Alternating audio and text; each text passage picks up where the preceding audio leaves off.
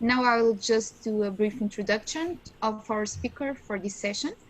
Kamar Thomas is an oil painter and graphic design artist born and raised in the hills of Port Antonio, Jamaica. He went to Teachfield High School, then earned his Bachelor of Art from Wesleyan University, where he majored in studio arts, and his Master of Fine Arts from the University of Connecticut in drawing and painting. He focuses his artwork in how people communicate, the masks they wear, and the differences between who, what is presented, and how people really are. Kamar has exhibited internationally with work in collections across the United States, Jamaica, and Europe. Throughout his career, Kamar has taught several courses and workshops in drawing, painting, art history, and graphical and video design at the high school and university level. So Kamar's presentation will be about talking with pictures, visual communication with vector graphics. Once again, thank you, Kamar, and you can start your presentation. Enjoy and have fun. Hey, hello. Can everyone hear me? If yes, type your name into the chat. Let's see. Good. So I'll share my screen. Let's see here. Shop. Share my screen to begin. And while I share my screen, it seems my screen sharing has been disabled. That'll make things a bit tough.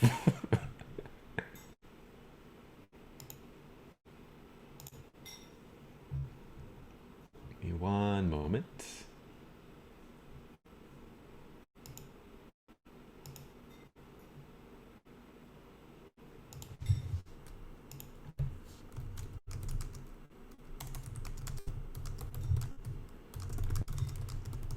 Kamar, try it again, please. Okay. I think that he's working again now. There it is. Okay, nice. Nice. Okay. Give me one Inkscape. Share. All right. Can everyone see my screen? Yes. Yes. I need a few people to answer. Everyone doesn't have to answer. I don't know how many of you. It would be a choir and very disorienting for me. But I do need a yes or a no. So generally speaking, how I teach is I repeat everything at least twice, which means I'm going to repeat what I just said. So if you miss something, don't worry about it. I'll just say it once more or twice more or 3 or 4 times now. Now, if everyone could open up Inkscape, we will begin the teaching and the untangling of the mess that is before us. Everyone open up Inkscape. Does everyone have theirs open? Let me set my timer. Yes. Boom. Set my timer for 1 hour. How it's gonna work? We're gonna work an hour, take a little break, work another hour, and then we'll wrap it up with the final half hour or so, the final 20 minutes or so. If you see me look to my right, I have another screen in which I have my notes. And I have the notes because I'm a man of tangents. I will go off and then it'll be 4 hours. You'll be mad at me. So we begin with the first problem of humanity. Just check my notes. And the problem is that nobody else can read your mind. Nobody else can read your mind. As far as I know, I've been trying for many, many years to get people to read my mind, but it really doesn't work how we hope that it will work. And human beings have solved this problem through various means, by words and by pictures. Words form themselves into sentences. Sentences form they follow certain guidelines called grammar. And the grammar forms itself into patterns. Those patterns are figurative language, metaphor, and all of that you can use to express what's in your head. Language has its limitations, of course, because we can abstract with language. We can think above direct experience, and that's a problem because if you look on my screen, tell me if you see, when I click, do you see a red circle up here where the cursor is? No. No, it doesn't flicker. Well, so that doesn't seem to work. May as well turn that off then. Do you see when I do that? No. No. Interesting. Yes. Maybe I should make the effect last. Do you see I'm moving? Did the whole screen Yeah. get dark and a circle moves around? Yes. Okay. Let me adjust. It's a piece of software I'm using called Mouse Track that darkens everything around the screen to show wherever I've placed my cursor. So let me turn up the time it takes to deactivate because the internet lag. Let me turn it up to about 6 seconds. So, can you see that? You moving your mouse? I darkened everything on the screen and my mouse is above file. Yes. Nice. You can see Perfect. the mouse, but Yes. everything looks good, like the software. Nice. Yeah, you can see Nice. the track. Yeah. As long as you can see where my mouse is, we're good. Okay. So the problem with language is what's this color? Red. Right. Nice. What's that color? Dark red. That. Burgundy. Burgundy is still kind of red. What's that color? Right. Red. What's that color? Light red. Light red. We have to modify red, but it's mostly red. When you say red, blue, or any other color, when you use language, you need to add more and more things to specify what you are trying to get to. Whereas with pictures, you have no choice but to pick a red. We don't know the word for this red specifically, but it is red.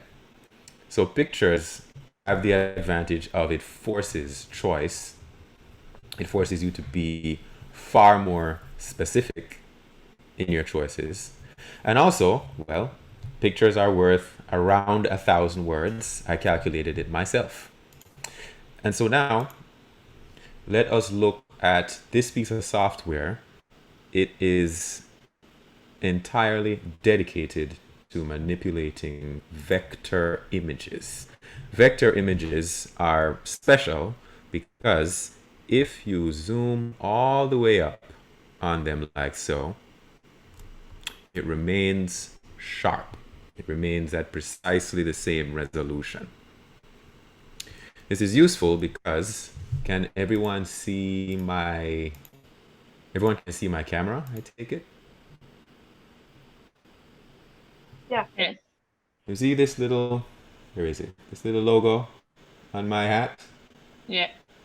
The Yes. vector image. It's very tiny, very tiny. You need things to be printable, really tiny, and really large. Has anyone ever seen a billboard in their lives? Yes. Yes. Yeah, billboard images are made from vector images because they need to be printed gigantic. They need to be printed in parts, but they need it to be printed without loss of quality. And vector images have that advantage. The other kind of images we all know and love are called raster images. And I'll bring one in right now that you have seen before.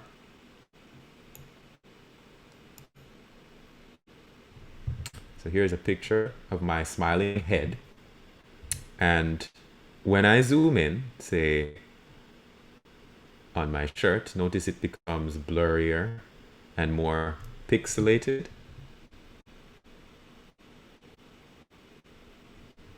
Yeah. Hello? I need a couple emphatic yes. Very pixelated. Yes. Good. Thank you. So, vector images don't have that problem. No pixelation, which means you can print any size, any medium on any surface. You can print it with a 3D printer. You can embroider it onto a hat, such as in my case. You can make things that you need the same image in multiple locations. So let's introduce you to the software that is Inkscape. On the top here, along this top edge here, you have this standard menu: File, Edit, View, Layer, Object, and so on and so forth. Now, to make sure that your Inkscape looks like my Inkscape, we have to make some changes. To do that, let's go to File. Everybody have File open? Yes. Let's click Document Properties. These are the, well, properties of the document. And in the document properties of the document, let's get rid of this page border because we don't need it. It's kind of in the way right now. We'll bring it back when we need to. And in the document properties, there's things that affect the whole page. There's this guise, grid, snap, color. Don't worry about those quite yet. Close document properties. Everybody have that closed? Yes. Nice. Now, if you could, go find a picture of your own head on your computer. Go find a picture of it. And we're going to import it into Inkscape by File, Import.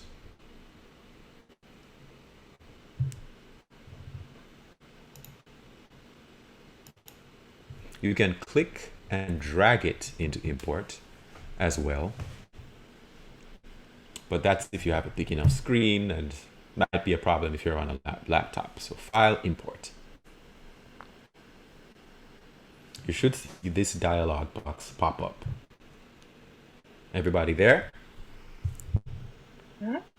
Yeah. Almost. Remember, I will not see this picture of you, so fear not. You can pick any picture you want.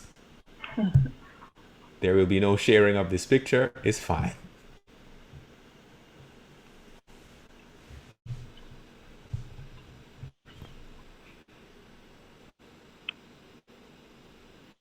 Okay. Everybody have this dialogue? Yes. Yeah. Now, when you import, because Inkscape is largely for vector images and we're bringing in a raster or bitmap image made of pixels, it is wondering what it's supposed to do with it. Now you can embed or you can link that image. If you embed it, Inkscape makes a whole nother copy within the program. And if you link it, it simply makes edits on top of your original and saves those edits in the program. I prefer to embed it, so click embed if it's not selected. The default import resolution, Inkscape uses 96 dots per inch. Don't worry about what that means. Image rendering mode, don't worry about that. Click OK, and your head should pop up in here.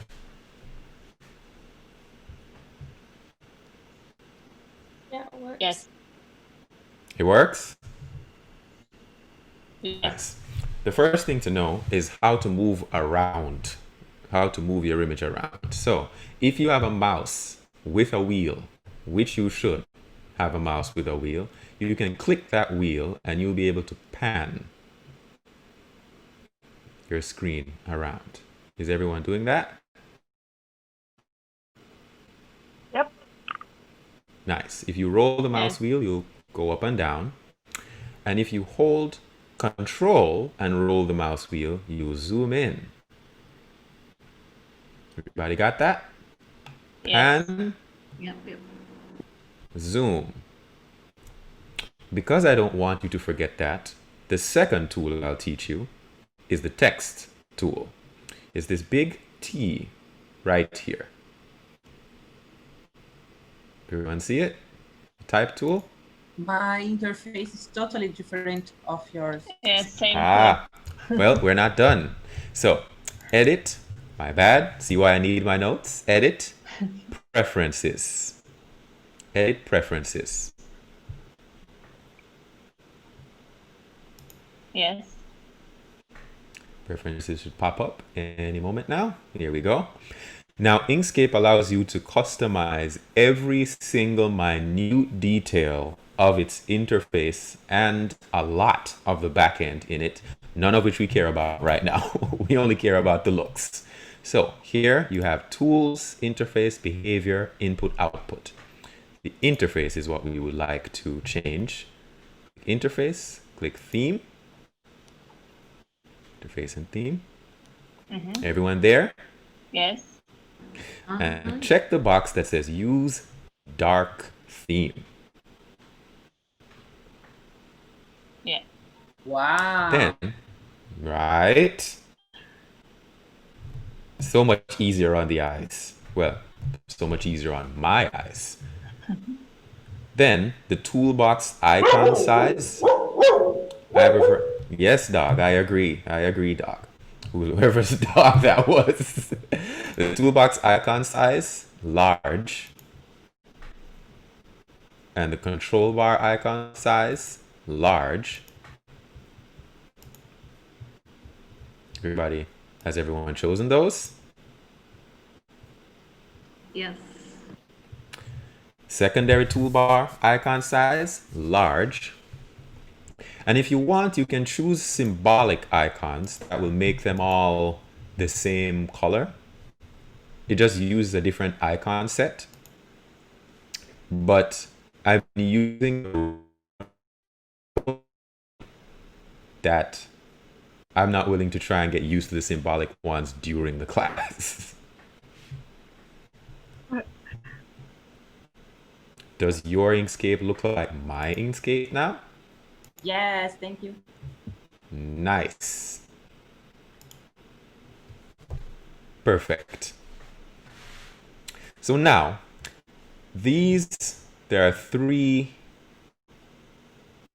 control bars, if you will, here that run along the top of Inkscape. Along here. Let me make this bigger. 3 of them. This Sorry, first. can you show again how to put the icons? I got Of lost. course. Sorry. Edit. Preferences. Check use dark theme. And select toolbox icon size large, control bar icon size large, secondary toolbar icon size large. If you want, you can use symbolic icons, but I don't want, so I will not. Click the X, reach back and pat yourself on the back.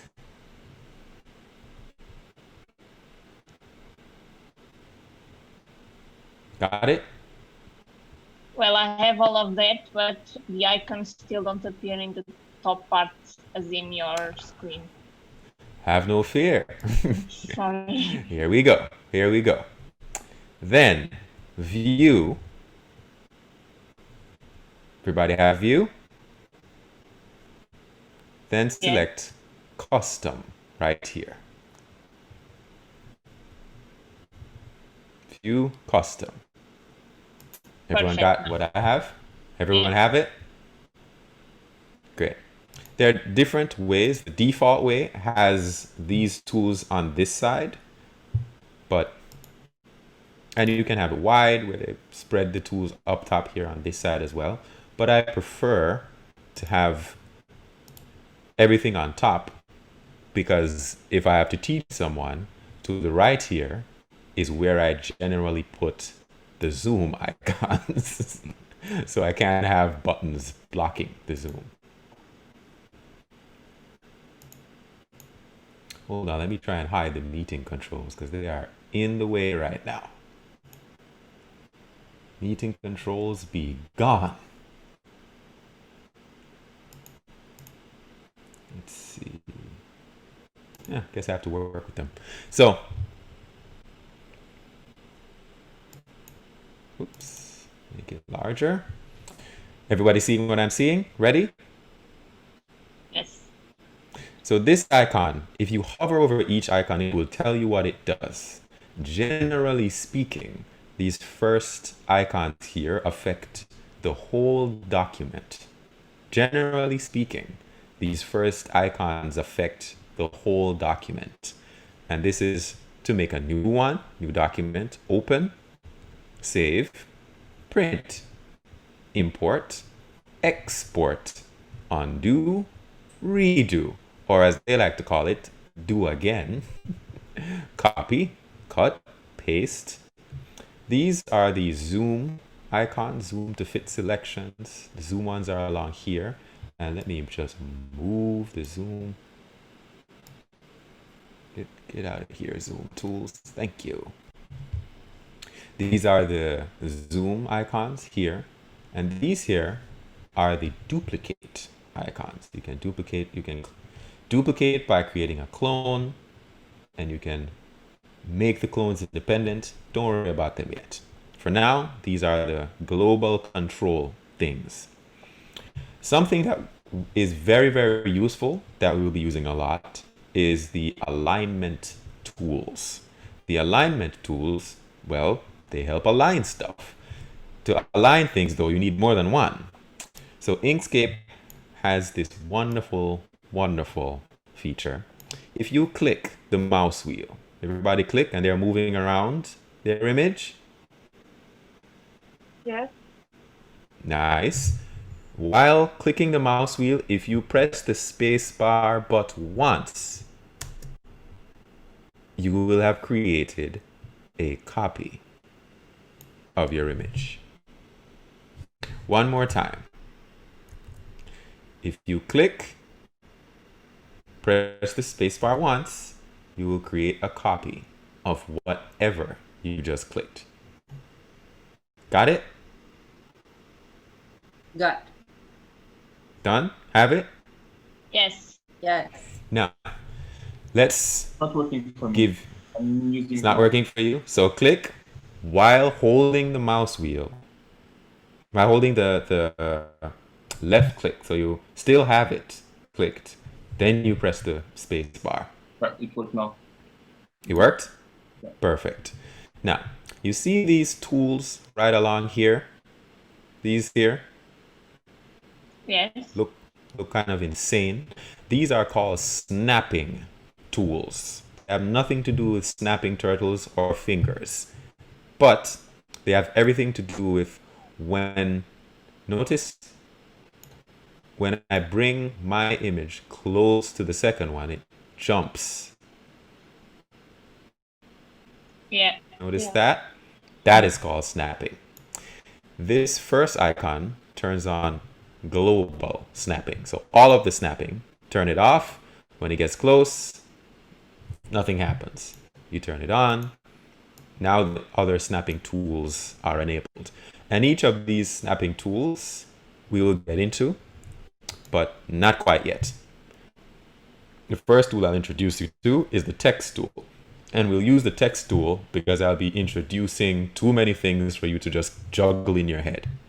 The text tool is along here. Create and edit text subjects along here.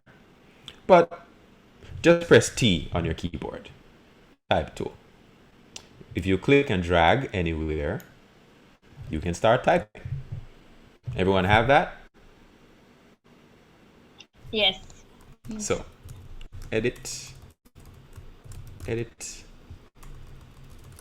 create text, text tool, -T, shortcut. Arrow here, select and transform. It's the selection arrow. Click this arrow. And you should see these handles come around your text tool. Do you see it? Yes. Yes. Great. Everyone have that? Yeah. Next, remember how to zoom? Control. wherever you hover your cursor, if you roll your mouse wheel, it will zoom there. But alas, some of us have no mice. So you can press 1, 2, 3, or 4 to zoom. Each of them is slightly different. 1, 2, 3, 4 to zoom. Cycle through them quickly just to see what they do.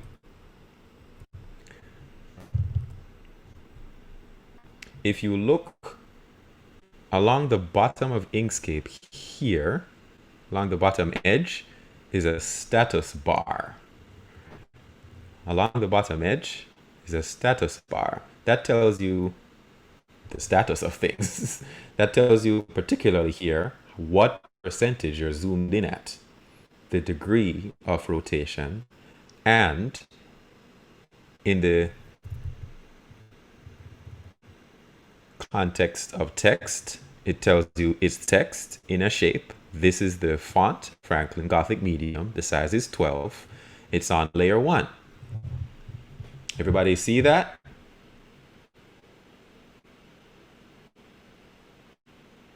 Yes. Nice. So let's make this text slightly bigger. Let's feed it a sandwich. If you double click it, it opens back the text editor. And if you notice, along here, along this bar here, that changes. This menu is the tool options menu. You don't have to remember the name. You do have to remember that whatever tool you have selected, this menu here will change so that you can manipulate what the tool does and how and when. So for text, standard text editing tools. This is the size. Let's change it from 12 to, let's see, 18, maybe even bigger, 22. I remember age 22, so long ago. Create text, T. Let's put, say, a 1 here. Oopsie daisy. Create text. What else would you like to remember? Let me type it in. Anyone? Duplicate. To do that, you click mouse. Sorry. Yeah, it is click. Click mouse and press spacebar. Nice. And when you're done, remember to click this arrow. Everyone have that? Yes. Yes. Now that is how henceforth you should make notes. Put it right on the documents. Right on it. So now with raster images, the real use of Inkscape and raster images is that you can crop things into absolutely any shape you can imagine, provided you're willing to take the time to make that shape. So let's make a shape and then crop my smiling, gritting teeth into that shape. First, click the circle icon here. If you want to see it, create circles. Yes. Nice. Now, if you click and, click the circle. If you click and drag, it will create a circle. And the color of that circle, also known as the fill of that circle, is going to be whatever color you selected last. Inkscape remembers whatever your last settings were, and whenever you open a new document, it keeps that setting, which is annoying sometimes because sometimes you make a mistake and you would rather not have your mistakes remembered, but Inkscape does that for you. Now, as you can see, as I move while holding click down, as I move this around, it takes all kinds of shapes, which is fine, but what if I would like to make it a perfect circle? Anyone have a guess what I should do? No idea. Control. Hold control. because you would like to control the circle. Hold Control, click and drag, it stays a perfect circle. Release when you're done, and you will have created your very own circle. Sorry, I don't know why, but my circle is transparent and I can't change. We'll get there. We'll get there. Fear not. Everyone have a circle down? Yes. Yes. Nice. So now let's do things with our circle. So we need this open, the Align and Distribute menu, which you can click here, or you can click, is it Object? Should be. Arrange. Yeah. You can click Object, Align and Distribute, or you can click this icon here. Both of them, when you click it, should open up a panel that looks like that. Sorry, where did you click? I clicked that icon. Okay, thank you. A little graph. If you forget, it's under Object. Most things to do with changing an object is under Object. Align and Distribute. So either this icon or Object, Align and Distribute. Got it? Does everyone see this thing? Yes. Yes. This complicated mass of graphs. Perfect. Next, we need the Fill and Stroke menu. Also under Object. Object, Fill and Stroke. Should open up that. Or you can click this paintbrush looking icon here. This paintbrush.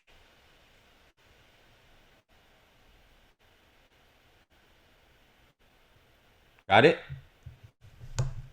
Yes. Does everyone have something over here? Got it. Nice. Yes. So let me pop out my Fill and Stroke. Come on, Inkscape. If you're gonna give problems, give them another day. Here we go. So if you look at this Fill and Stroke here, in it, whatever object you have selected, in this case the circle, let me make my thing a little bigger. In this case the circle, you will affect the color that fills it, called the fill color, and stroke is the outline around it. In this case, I have no outline, but if I pressed this button, it will apply an outline. Does everyone see the outline? Whoopsie daisy. Everyone see the outline? Yeah. Yes. Outline is called a stroke. If you're an artist, you'll use that technical term, fill and stroke, from now on. Let me dock it into here.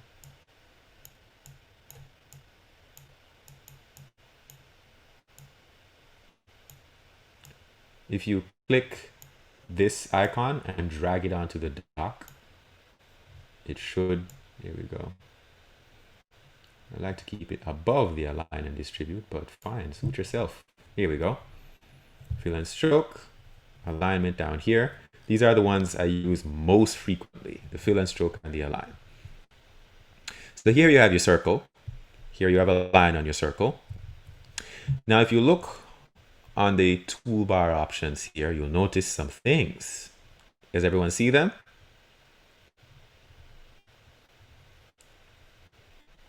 These icons here? Yes. Nice. So if you click this first icon here, this one, if you click it, you'll notice you are able to open this circle as if it were Pac-Man. Sorry, in mine I cannot click on those. They are like transparent. Select the selection tool here. Then select your circle. Then select the circle tool. And they should pop up.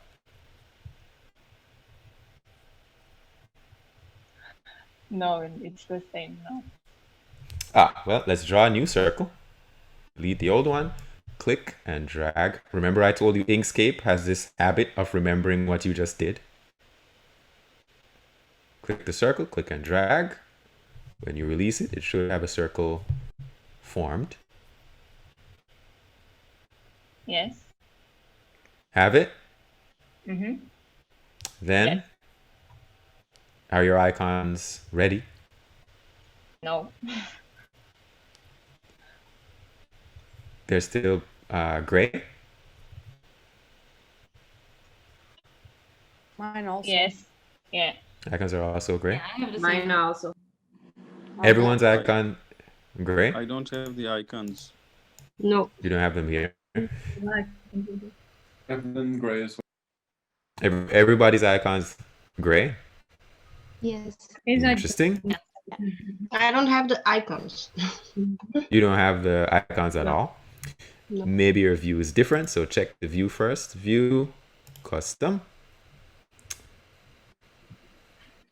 Have it? Nope. They were there, but then they disappeared. So they only show up when you click the circle.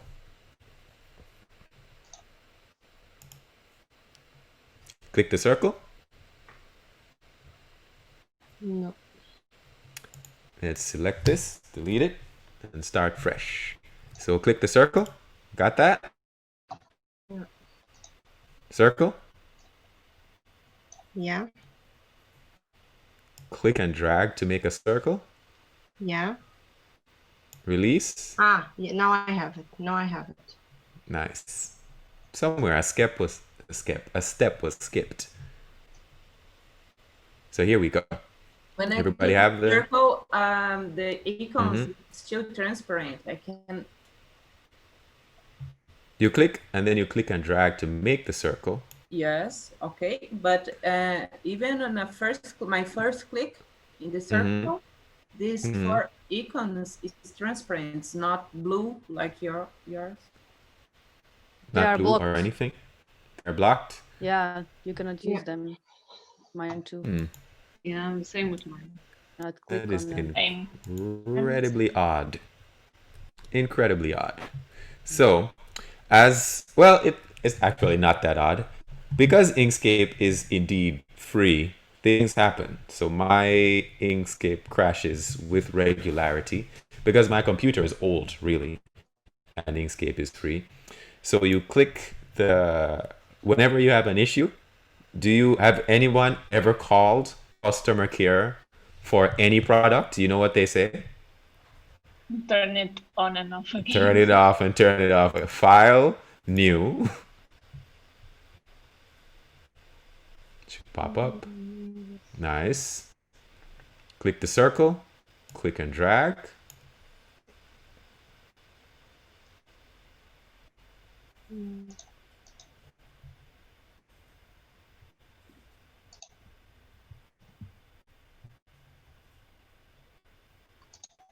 Does it work now? For me, no. No. Still gray? For me, sorry. Me neither. Still gray? Click the square icon. Click and drag What? the square icon here.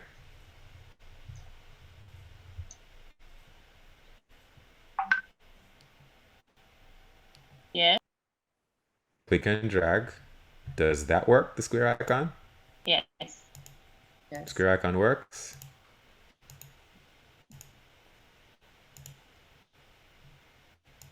Click the circle icon. Sorry, click the star, or this is the polygon, actually. Click and drag that. Does that work? Yes. Yes. Yes. Nice. Well, let's work with that for now. So click this arrow. You can access it by pressing F1 instead of clicking here all the time. F1. So you have a polygon, circle, something selected. You have that selected. Yeah. Yes. Now, if you drag it above, say, the picture of yourself, hold Shift and then click the picture, you will notice you will have selected both icons, both objects. You see this broken outline? Yes. that says it's selected. Everyone have that? Yeah. Now let's try something. Click on, which one is it? I lost my train of thought. I think it's that. Which one is it?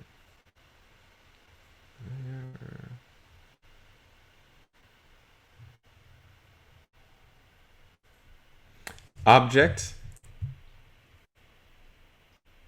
mask, set.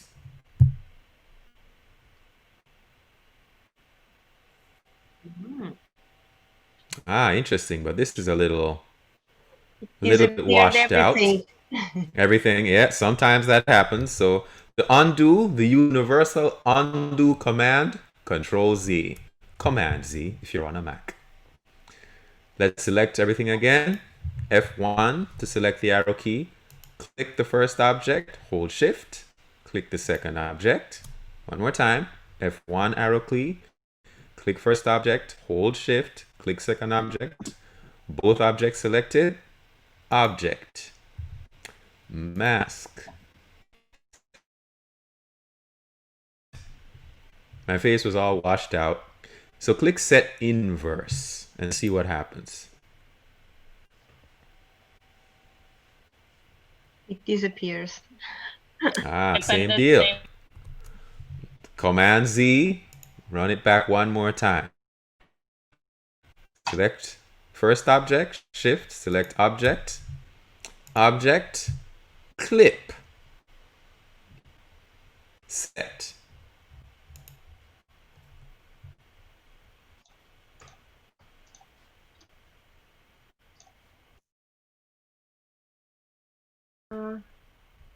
Yeah. Yes. One more time. Click the first object, hold Shift, click the second object, object, clip, set. Now, as you can see, work similarly, but sometimes mask does weird things. I'm here to tell you sometimes clip does weird things too. Now, unlike most of your cropping tools, this means I can crop this picture into this shape if I want. Got that? Yeah. In fact, we will in a second. But first, let me tell you what on earth these arrows are. Can everyone see these arrows around it? Yes. Yes. Yes. Now, if you click with the selection tool, if you click it once, you will see these arrows. If you click the corner, it will scale it. When click and drag, it'll scale the object. Everybody got that? Yeah. If you click that, it scales horizontally. Click these, scales vertically. Everyone have that? Yeah. Fairly reasonable and easy. Now, if you click a second time, on the corners here, you have rotation. Let me zoom in a bit. There you go. You have rotation tool, so you can rotate this like that. Sorry, Got how it? do you get the rotation? You click the object a second time. Okay. So now you have nothing clicked. Make sure you have the arrow tool. Press F1 just to be sure. Click once. You get regular arrows. Click twice. You'll get the rotation tools. And in the middle here is shear. Everyone see shear?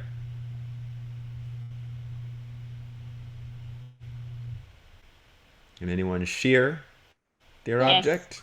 Yeah. Nice. In the center of your object is a teeny plus sign. Do you see it? Yeah. That plus sign is the anchor point, and it is the point around which your object either rotates or shears. Right? Got it. So if you can move it by just clicking and moving it. And if you happen to get lost, if you drag it somewhere and you want it back in the center, just hold Shift and click it, and it will bring itself back to the center. Got that? Yeah. Nice. So let's click the circle tool and try one more time.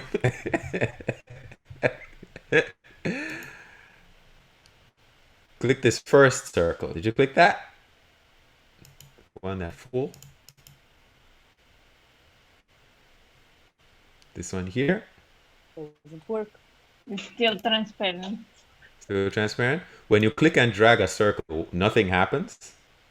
No, the circle works. You get the circle, but then. But it's transparent like this. Yeah. Yes, it's transparent like this, right? Yeah. So click off, click the circle again.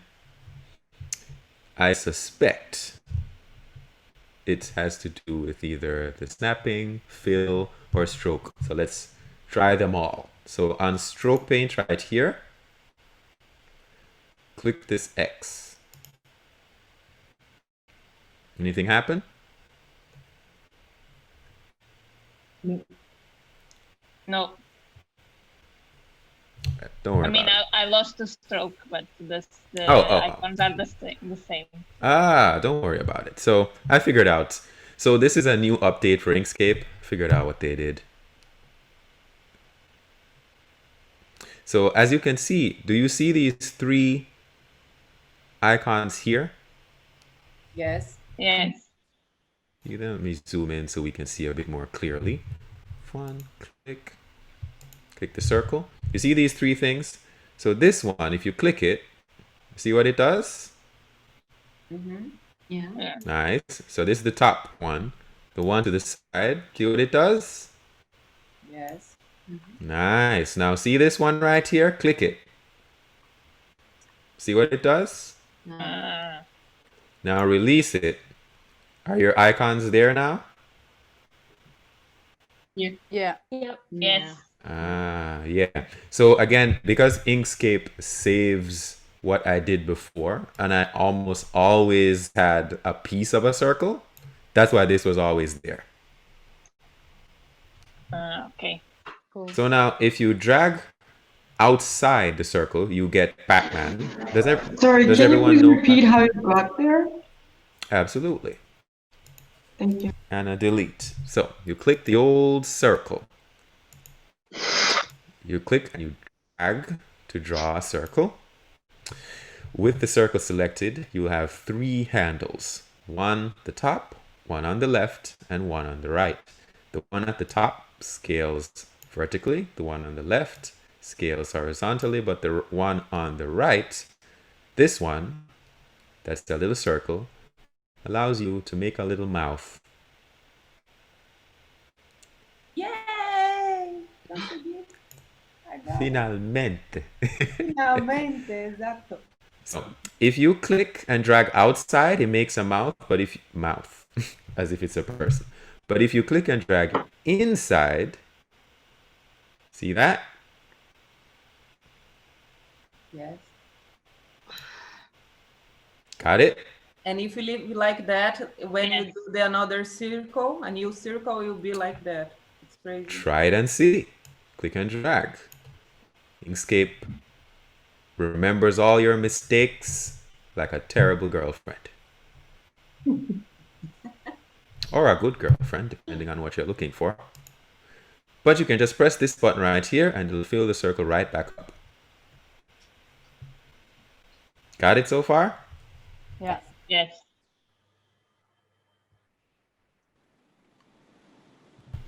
Now, which circle fills the icon fills Button? the circle back up? Yeah, the button. this one, the first one.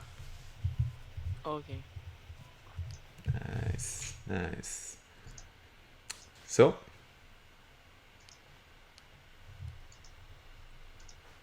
as you can see, this is exceptionally useful.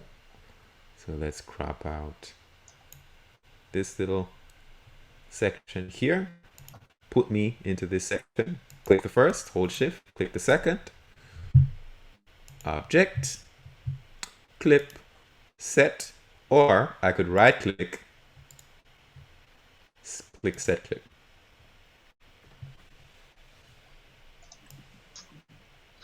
Got that so far? Yes. Yes. Perfect. Now you can go out there and make all of the weird profile pictures you want. Hey, I have a question. Sure. Can you modify the shape after you clip? After you clip, Like, it's a little difficult. Okay. Not quite. You would have to modify it before. Okay. No. Let me check actually. Let's see. Set clip. Node tool. Select it. Node. Maybe path. Object to path. Path. Let me check if it's possible. Not so with a clip. Not so at all.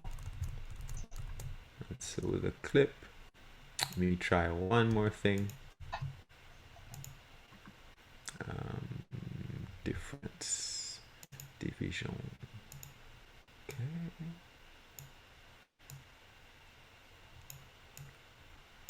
Crack. Break apart. Yeah, it doesn't work how I hoped that it would have.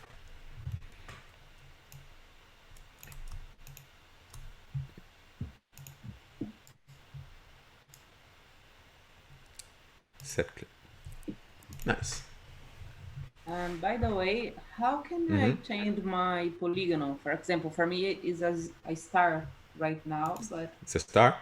So right here on this toolbar. I see. Yeah, and you can change the corners as well. You can make a star if you want. Stars are interesting because you can make them real skinny. Bring the inside radius so, and you can rotate them to do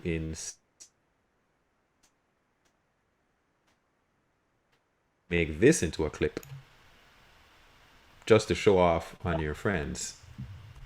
I encourage it. Got that so far? Yeah. Nice. How can we, just one question.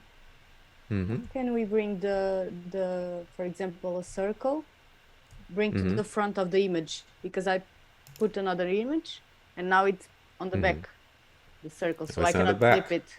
Perfect. So now you have a circle in front of things here. Now that is what these tools are for. These tools affect individual things for the most part. Okay. This one is layer, this is rotate. These four here affect the order of things. If you click this button, it raises it one step. If you click this, it lowers it one step. So behind, in front of, behind, in front of. Got it? Okay. So this here, you can make something like that. Put that behind or in front of.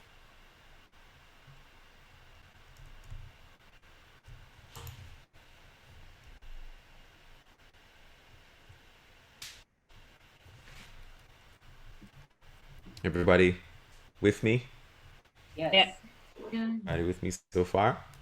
Nice. So let us make a business card for no other reason than we can. Generally speaking, what shape is a business card? Rectangular. Yep. So let's click this rectangle tool, click and drag, and release. Now we have a nice rectangle. Along here, we have the width, the height, the rotation on the X and Y axes. How big is a business card? I don't know. I'll put, what is this? Width 3 by 2 inches.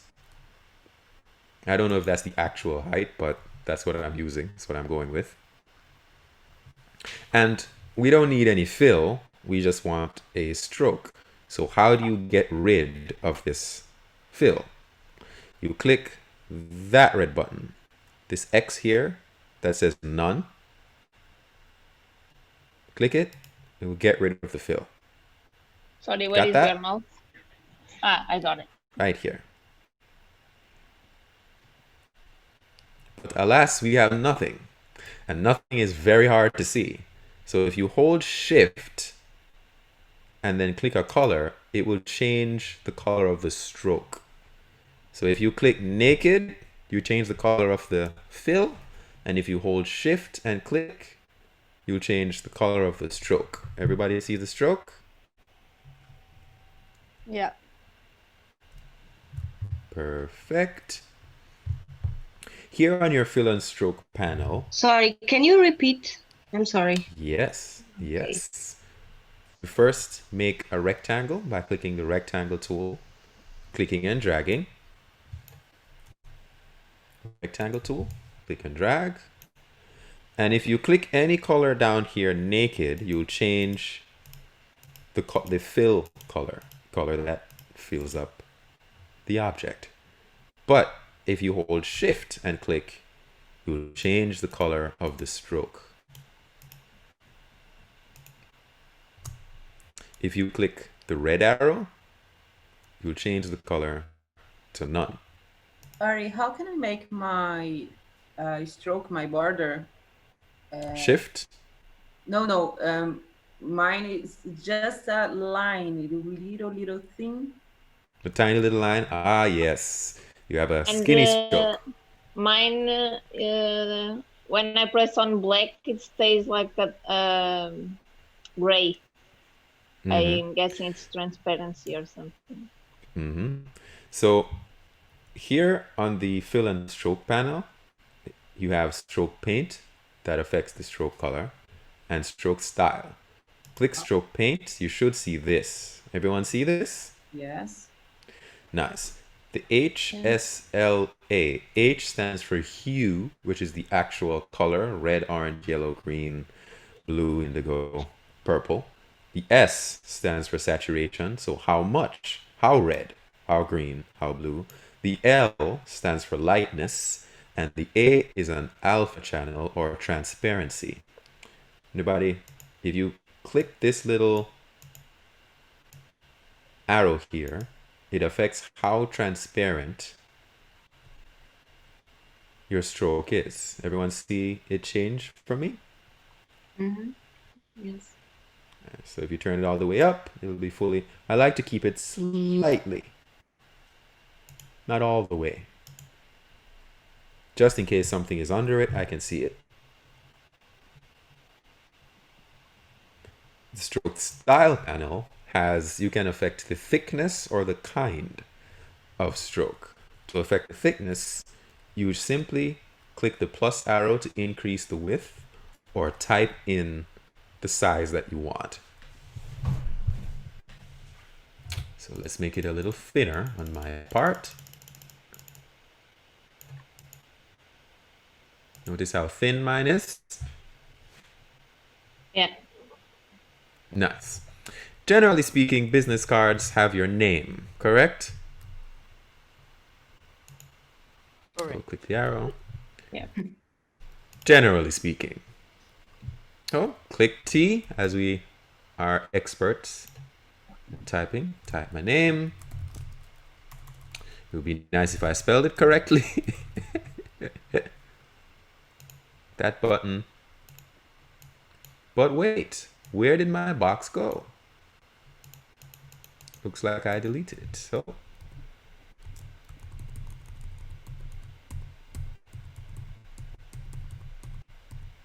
Here we go.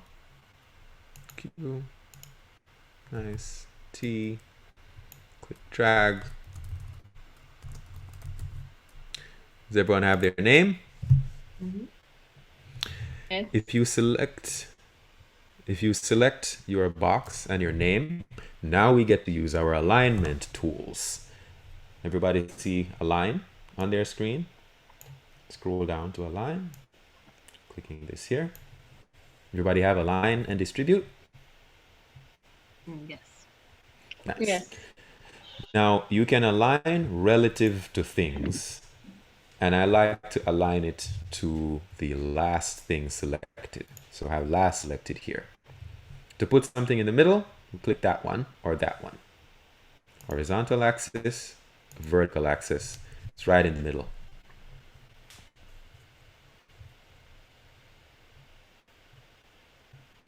Yeah. Nice.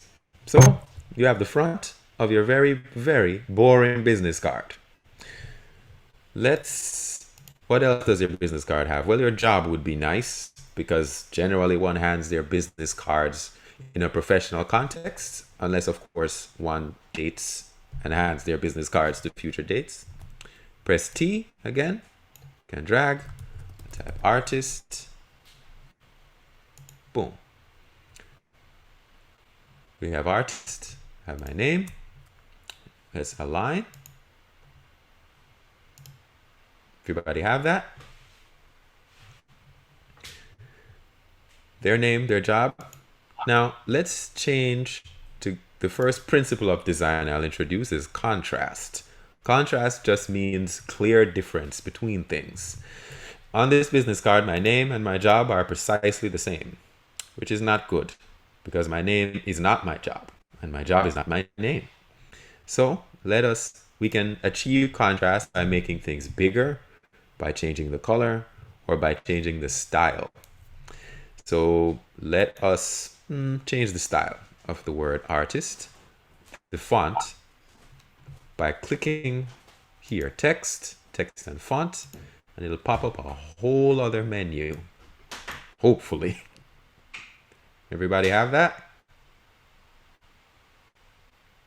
Can you do that again? Yes. Text and font. It should pop up an entire other menu. Yeah, okay. Now I'm going to look for a font that looks kind of artsy. If you are a professional, say, scientist, a serif font like Times New Roman is great for your name because Times New Roman is really old and boring. And no one will think, oh, this is an exciting scientist. But you can pick any font you want because teaching about fonts and font pairings is another 6 to 9 hours of classes. We don't have time for that. I'll pick this Gil Sans Ultra Bold for absolutely no reason. With that, click my name, center them up. Nice. So we have some contrast going on here. Everybody see that? Yes. Got it? Nice. So let's make it more contrasting. Which should you make big? Your name or your job? Pick one. Really doesn't matter. Name. All right. Double click your name. It's a 12 now. See what size artist is. Artist is a 12. So let's put the name. Generally speaking, when you make something bigger, try and double it. So if you go, if the size is 12, make it 24. If you can. Make it obviously bigger. Center.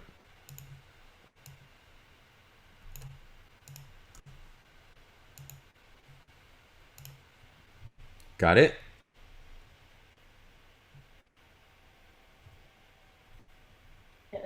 Yes. Perfect. And on the back of your business card,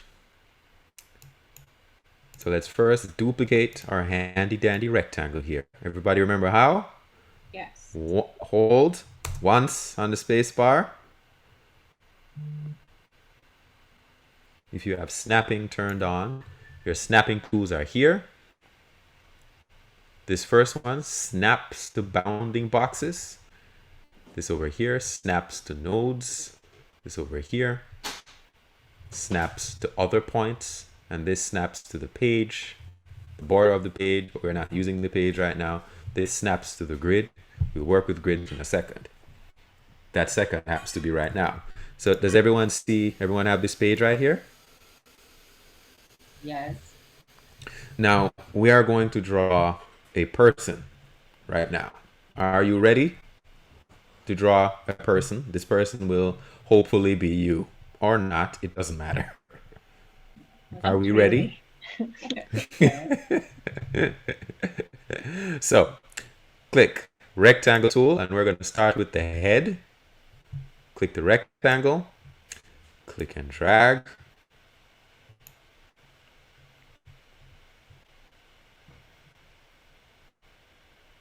Anybody know what may have happened here? You don't have the stroke. Exactly. I have no fill, no stroke. So change the fill, click the second button here to add a color. Let's find my color on this thing. Turn up the saturation. Brown is just dark orange, if you were wondering where to find brown on the HSL. Find orange, then make it dark. Or you can just select it from along here.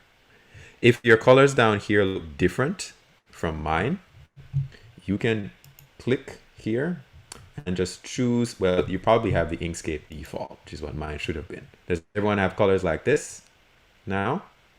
Mm-hmm. Yes. Yeah. Yes. Pick one. We're going to make that my head. But that's a weird looking head. A very square head. See that button on the corner? Yes. No. Click and drag it in. Right here. It's round along the corner of the square.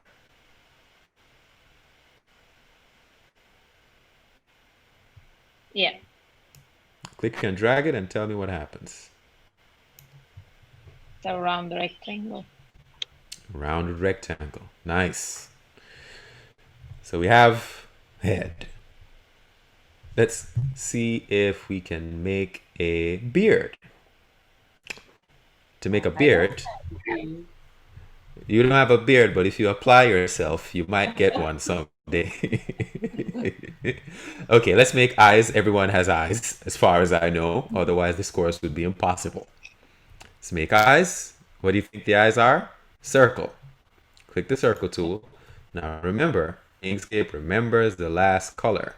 So you want to select, say, this one for your eyes. Oops. Let me click this arrow, then click the circle. This arrow, click off, make sure nothing is selected. Then select the circle. Click and drag. Hold Control. Ah, look, Pac-Man again. Pac-Man is okay. Everybody have one eye? With the circle? Nice. Another way to duplicate an object is Command or Control and D. And there's a duplicate made sitting directly on top of the first one. You can select by pressing F1, the arrow, and if you move, you'll notice you have a second. Everyone have two eyes? Yes. Nice. Select your two eyes. Now, we want our eyes to be together, to move together. If you happen to make one bigger, you want the other one bigger. So you do that by putting them in a group. You can put them in a group by, well, this is to duplicate, to clone. You can put them in a group by, where's the group? I haven't used the grouping tool in so long. So this one, yeah.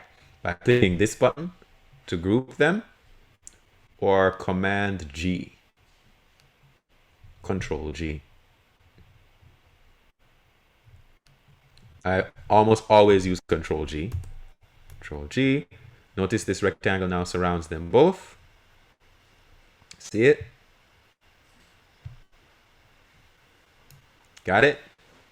Yes. Yep. Now let's put in our eyes. Put it in place.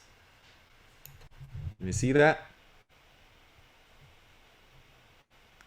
Let's make my skin slightly less, bit brighter. Two eyes. Head. Make the eyes black, actually. Nice. Everybody got that? Yes. How do you ungroup? Ungroup? Yeah. It's on the that. Okay. This button. Or Command Control Shift G. Now let's center them up with our alignment tools. That's why we have them. Boom. Got it? Let's make a nose with the rectangle tool. Thank goodness it remembers. Rectangle. Click and drag.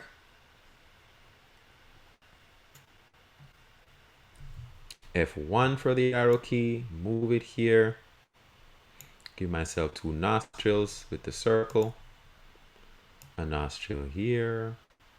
Now notice it's jumping around because the snapping. To turn off snapping, click that. Close my circle. Click that. I have nostril 1. Space bar. Nostril 2.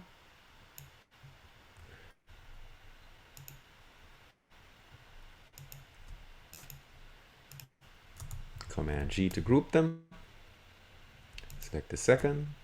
Align. And we change the color to that. Whoa.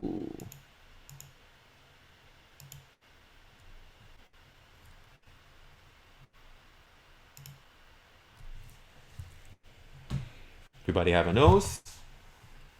2 eyes on a nose? Yes. Yes. Nice. What else do human beings have? Mouth. Ears would be cool. Mouths would be cool. So let's put these ears first by making a circle, clicking and drag, hold control. Right here. F1. Command D to duplicate it. Make it a little bigger. Hold control. Whoops. Hold shift and control to scale it the same size. And then make this color the same color as the background. Same color as this skin by using this eyedropper tool. And then sending it to the back. Sending it to the back. Oops. Or lowering so. And this one, lowering it like so. Oops. A little bit higher. Like this. A little higher. What else I can find the drops? The eye drop, it's right here. Not for me. No? No. Press D on your keyboard. The dropper tool. The D is for dropper.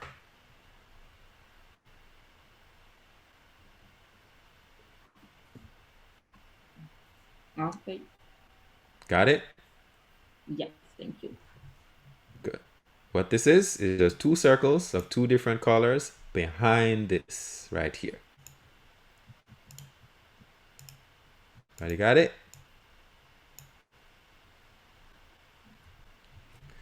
Now, Inkscape works in such a way that unless you have all of the selected area selected, it won't select any of it. So if you drag over just a part, whoops. If you drag over just a part, it won't select any part. You have to drag over the whole object to select any of it, or click the object. Got that?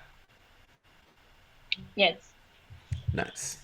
So make your ears 2 circles for my ears, but your ears can be 2 anything, as long as one is smaller and one is bigger. Click, shift, click. Let me zoom in. F1. Whoops. Zoom in. F1 to select this. Click the first circle I want to duplicate. Hold shift. Click the second circle I want to duplicate. Click and spacebar once. Spacebar.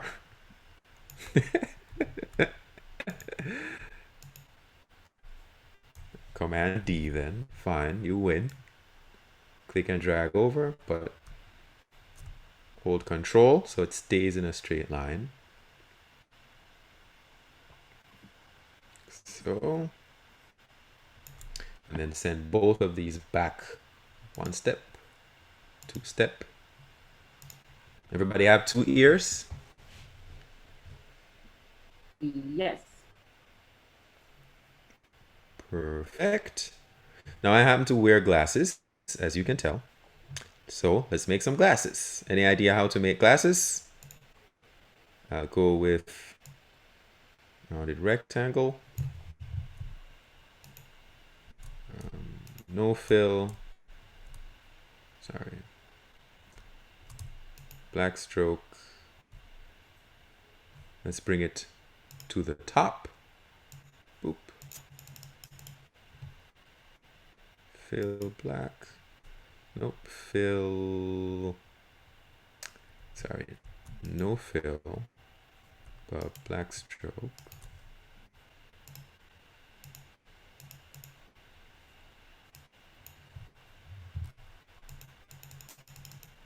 Let's delete that and try one more time.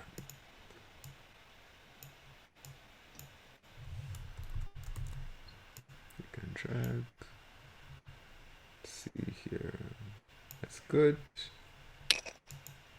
Fill, nothing, stroke, solid.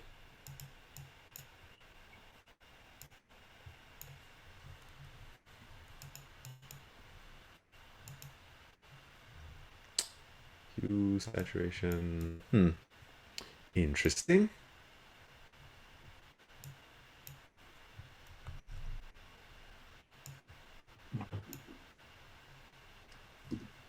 This stroke is probably 0, then I bet that's why. Here we go. This is one part of my glasses. Let's bring it over here. Let's make it a bit smaller. Let's round up the corners. So.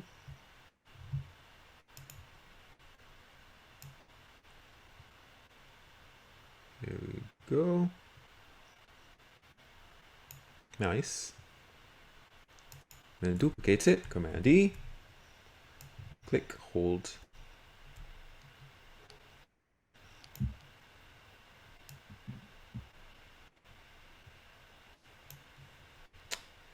View, split view.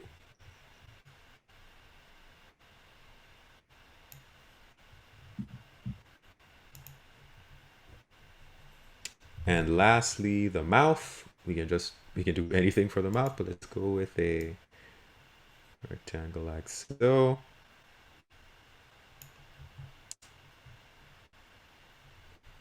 D, that color, shift, that color.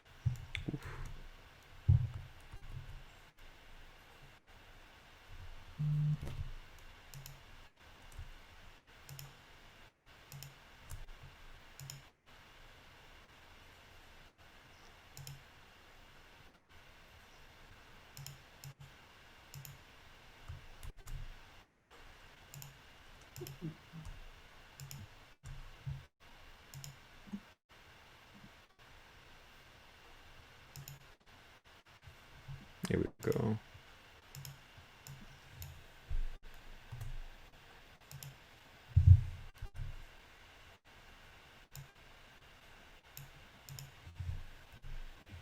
Just one question.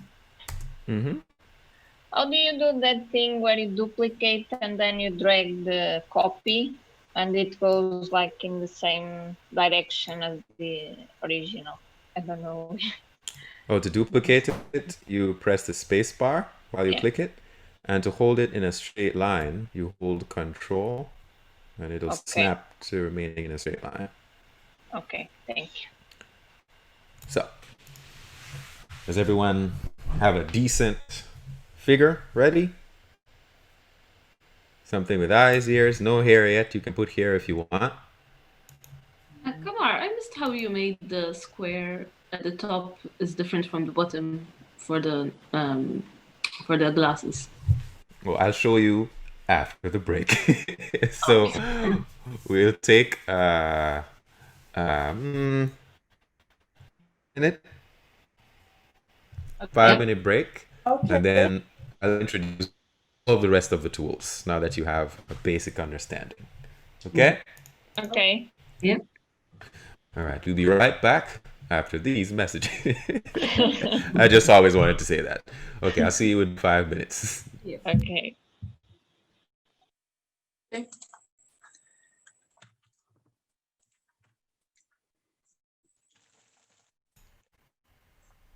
Agora, we're back. We ready? Yes, yes. Nice. So, wherefore is my... One moment. Wrong screen. Too many screens to share. We go back to you. Bam. Can everybody see my person? You back? Yep. Now, just to recap, up here we have the standard menus: file, edit, view, layer, object, path, text, filters, extensions, and help. On this bar, we have the global edit tools. If you want to open a new document, if you want to affect the whole document. And down here, if you want to group, ungroup objects, and here are some toolbars. Along here, these are the snapping tools, and then the lowest one just above the document is the tool properties. As you click and change the tool, the properties change, and the docs that you open generally pop up on the right. Sometimes they don't. And you can make things like faces using basic shapes such as a rectangle or a circle, which is the only ones we have used so far to make these. The fill, the color inside, is called a fill. You can manipulate that by clicking the fill tab and changing the color. And the stroke is the outline that you can place around, which we have not placed yet, except for the glasses. The shortcuts you've learned are F1 for this arrow, D for the eyedropper tool, F1 and D, spacebar if you want to navigate, excusez-moi, if you want to navigate around, you can press spacebar sometimes, and 1, 2, 3, and 4 are the zoom. Now, these, what we just made, all of these things are objects, so you can change certain properties, fill and stroke and so on and so forth with them, but the real power of Inkscape is when you convert these objects into paths. Paths allow you to edit something called nodes, and nodes are essentially the corners of that path. So the second tool you see here, this one here, is called the Edit Paths by Nodes tool, and it only works on paths. This is an object, not a path. To convert it in a path, you click Object, you click Path, Object to Path. Everybody did that? Path, Object to Path. Yeah. Good. When you click that, you click the second tool here, Edit Path by Nodes. You should notice that there are far more of these things hanging around our object now. You see them? Yes. Yes, yes. Now we can get really granular. Now you can change a bit at a time, like so.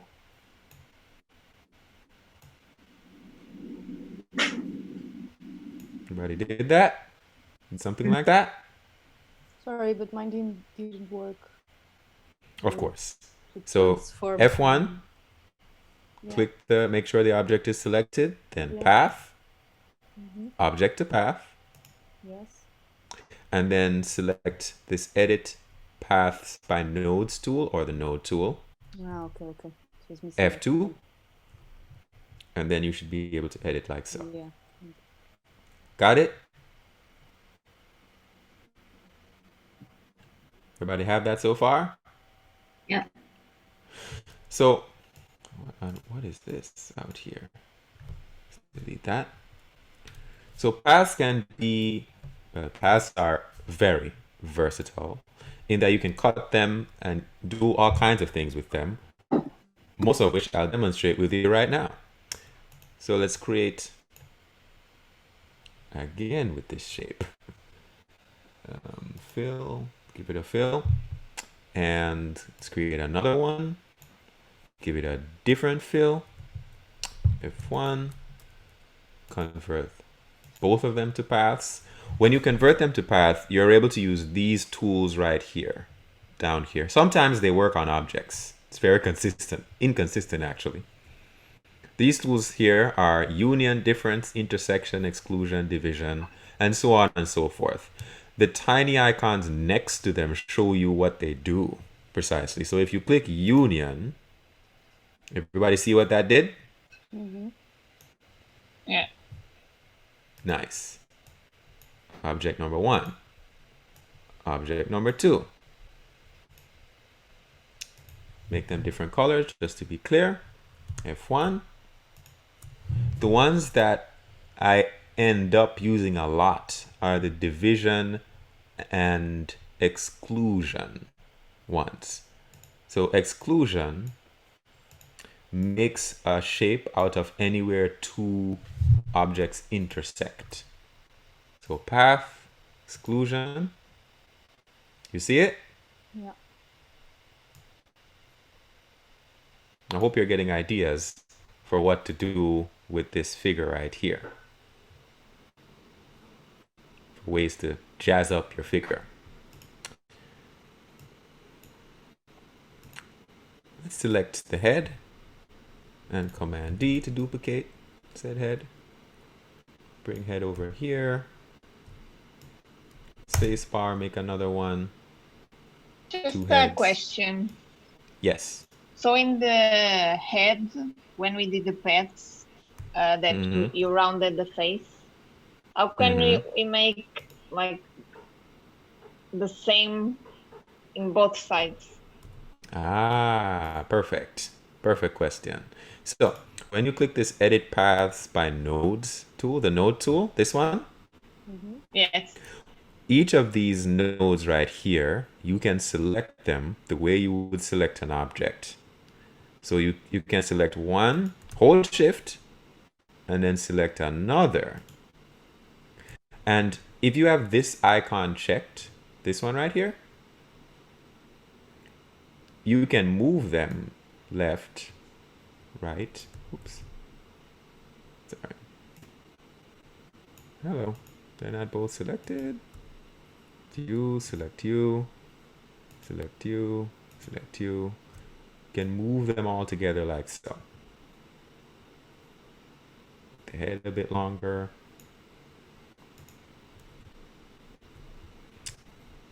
Select one, select two. Oops. Ooh, this is funny.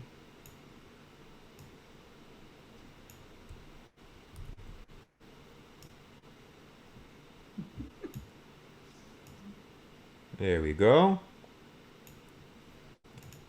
Make eyes Okay. eyes a bit smaller, like so.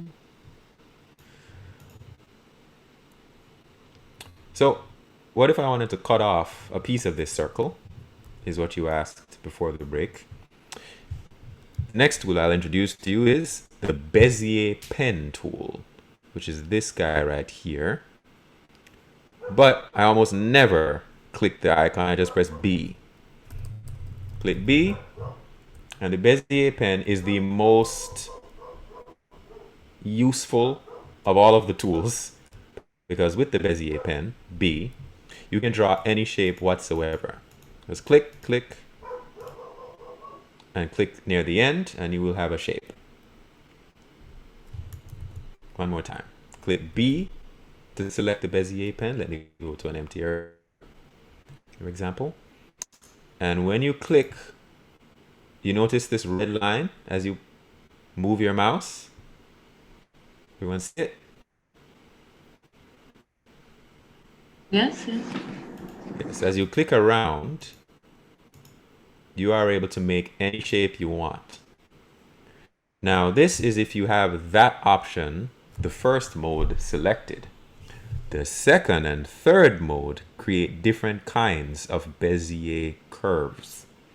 So, this one is called a B-line path, which means when you click and then you make an angle, like so, it smooths out the path between the angles. So the red line is where I've clicked, but the blue line is what the path is going to be. Got that? Oh, okay, yeah.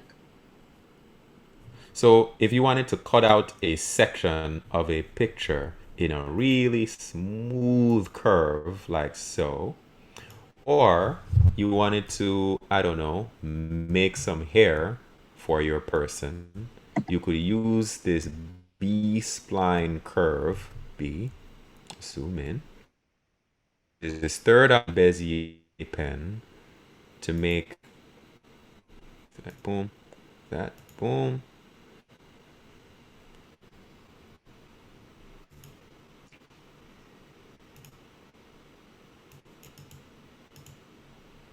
Oops, escape.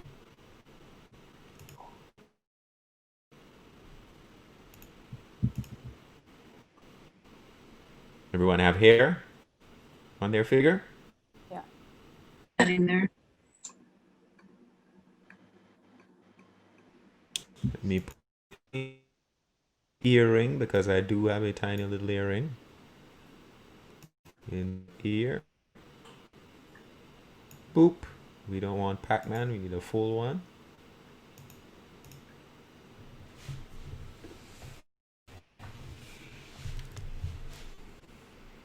Glasses are a little thick.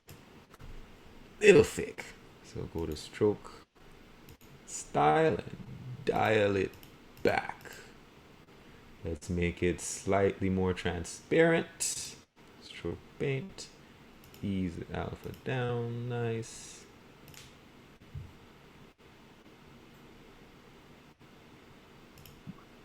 Actually, I might just make my eyes.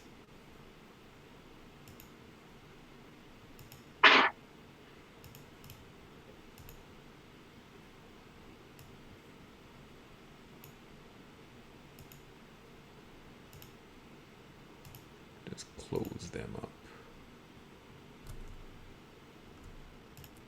Okay.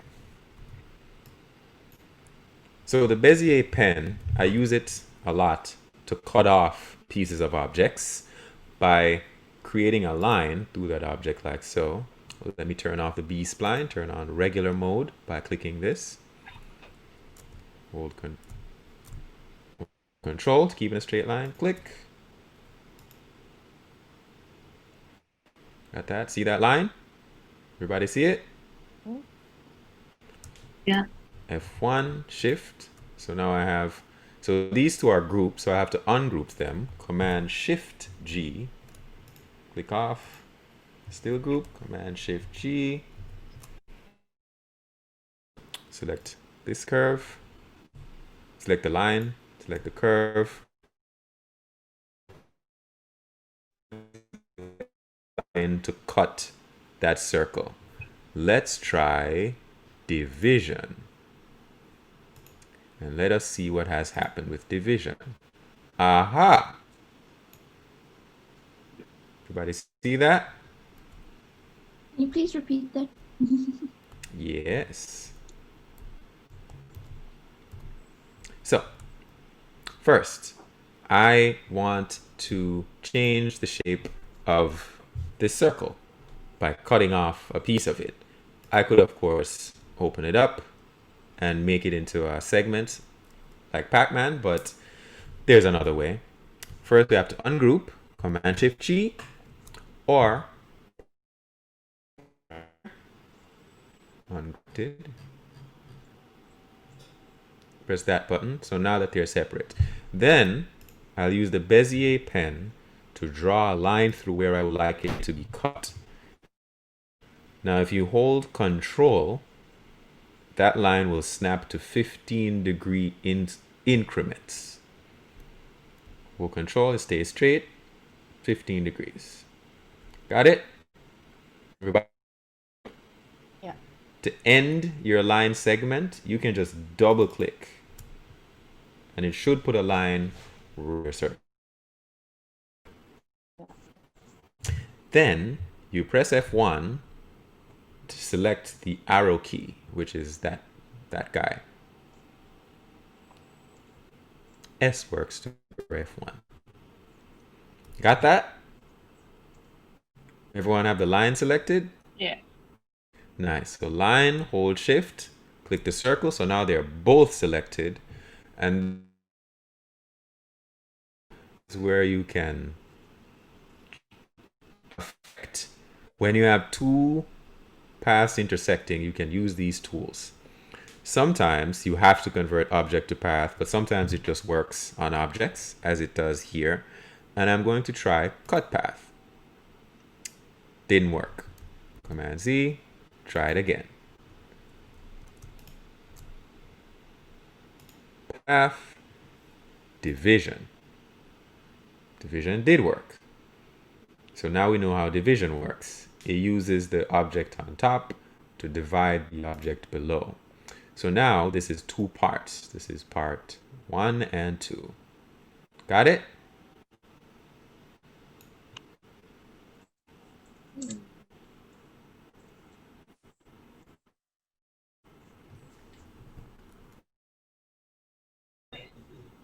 Yeah, it's tricky. So one more time. Everybody have press B. Got that? Yes. Click. Drag line across. Let me actually make this eye angry. So double click to end line. So now you have a line. Everybody have the line? Yes. Let me move the line up. F1. Move the line up. Got it? Yeah. Yeah. Got it? So you have the line selected now. Now you select the circle by holding Shift and clicking the circle. You should have this box around both the circle and the line, like so. Box around circle, box around line. Got it? Yes. Now we go path, division. Now it works. Got it? Yeah. Nice. Then you... There we go. Goodbye. And goodbye. And...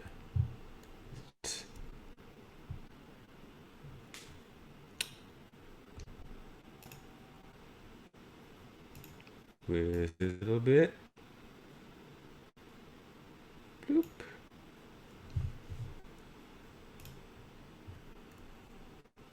Now, most I know have eyebrows, so it would be nice if I had some eyebrows. Let's try this tool. Can drag. We want the fill black. We want the stroke. No.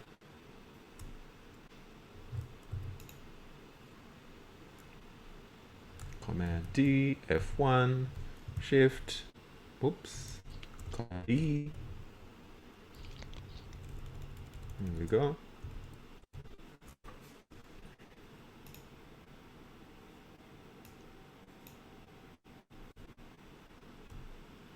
Click to rotate. Bloop. Rotate that way. Rotate. Pull this. Oops. Pull this up above. like so.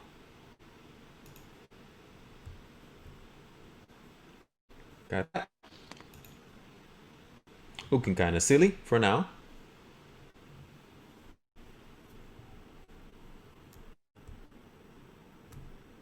Got it? Oh, come on. How would you, Yes. let's say you create a shape, but then you want to duplicate it, but then mirror image it? You want to mirror image it? Yeah, This one. that one. Ah, okay.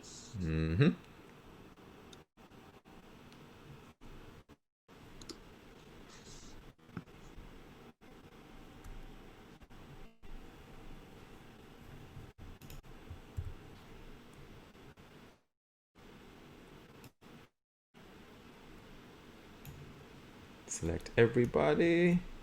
Scale it down a bit. This here. Now let's make all of this one Command G.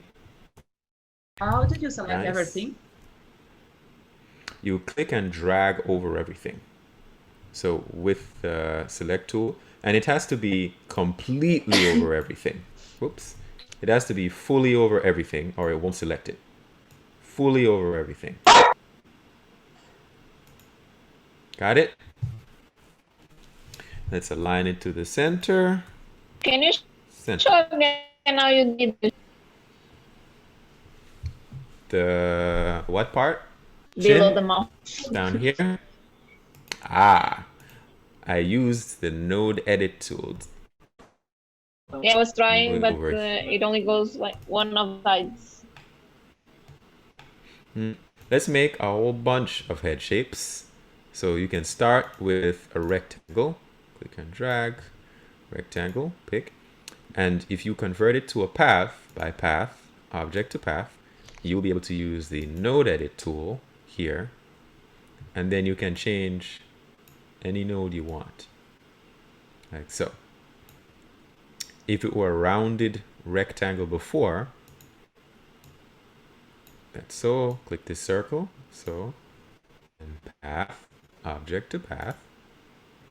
When you use the node edit tool, you'll have even more nodes. So you can bring this one and this one, oops, up, like so. You can make this into a head shape if you like. Oops. F1, click, F2, select, shift, select, click and drag. Oh.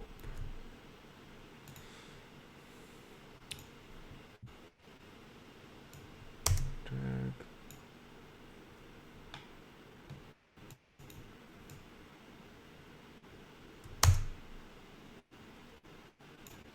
Let's make this a much more smooth head shape. So now, yes, finally. So everyone see this message?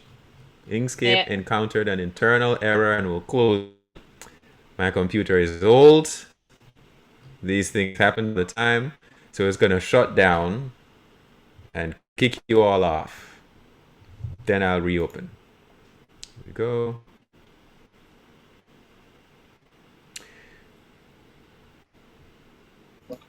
Now let's reopen it. Okay, when it starts back, could you tell us how can we do stuff but more sophisticated than just clicking those in the menu, the button? Of course. Let me earth the file is workshop demo, workshop. File recent. Shop drop.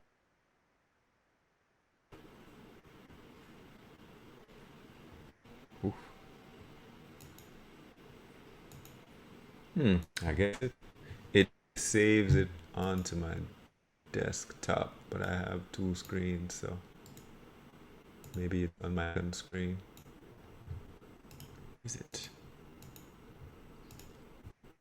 Oh well, I'll make another one. Not you. Demo.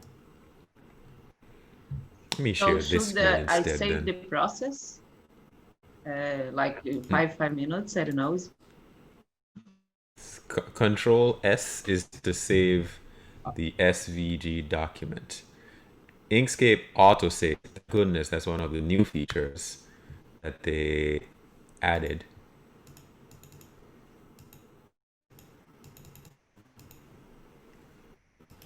Goodbye.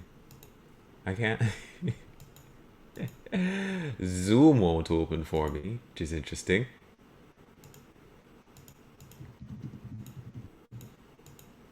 One moment. Having Zoom problems.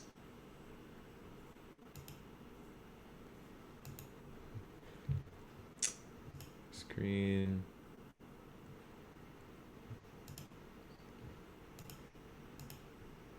Share.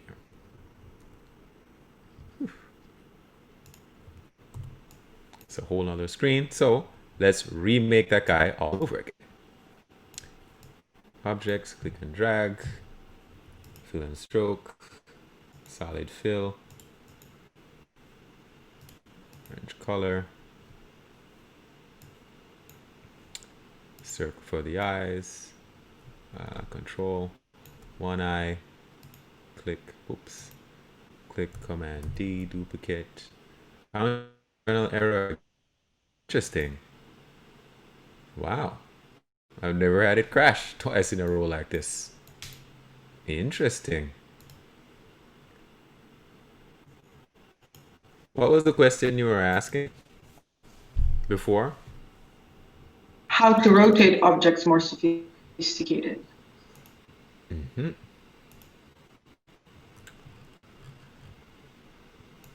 So you have an object here. Let me pick a color, any color. You have an object and you click it. We are not on screen.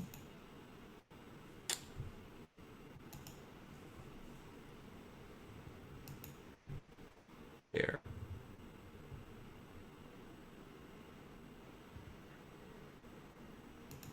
Documents.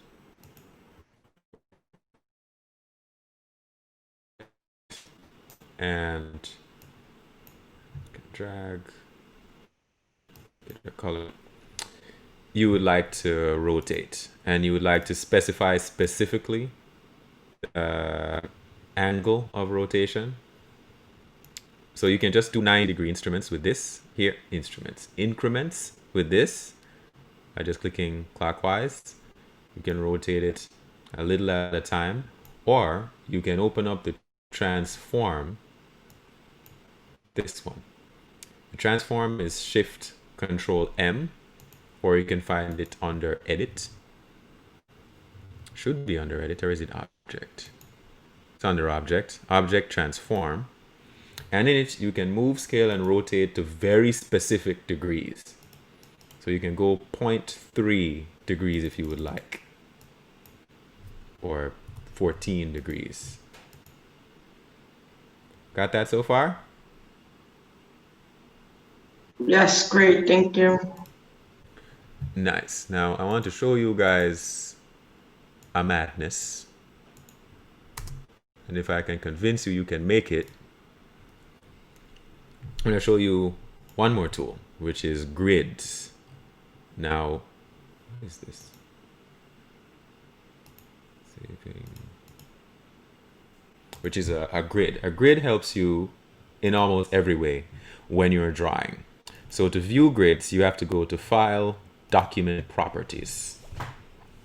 Document Properties, you have the page set up. We were here earlier. We looked at border and the border shadow. We don't really need either of those. Guides and grids. Everybody here? Grids? Yes. Now there are different kinds of grids you can make. A rectangular and an axonometric grid. Rectangular, grid made out of rectangles. Axonometric, a grid made out of triangles. But 30-degree triangles. We're actually going to go with the axonometric grid. Actually, let's do rectangle first. Click it. Click New. Everyone see what has happened behind you? Yeah. Great. Doesn't it make aligning stuff a lot easier if you have a grid? Yeah. Now you can increase or decrease the spacing here. This is right now, it's only 1 pixel apart. 1 pixel is very, very small. One more time. If you happen to have gotten lost, File, Document Properties. Let's bring it down here. So we see grids. It's at 1 pixel now. You can change it to whatever you see fit. A pixel is 0.2 millimeters. That's small. Make 10 on the X and 10 on the Y. Press enter and it updates. You notice how some of them are brighter than others? Yeah. The brighter ones are the major grids, major grid lines. And those are the minor grid lines. Use these whatever you like or design whatever you like, in fact. So everyone have the grid set up? Yes. Got it? To hide or show the grid, just in case it gets annoying, you can just view page grid. That's to hide it, or view page. Got that? Yes. Nice. So let's hide it for now. I wanted to make something that was precisely the same height or depth as this thing. You can create some guides. To guide, you simply click the ruler. The ruler is here. Click and drag.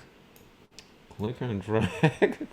And it'll create a guide for you right here. See that? That is for what? A guide is just a line along which you can put stuff so that you're certain you're all aligned.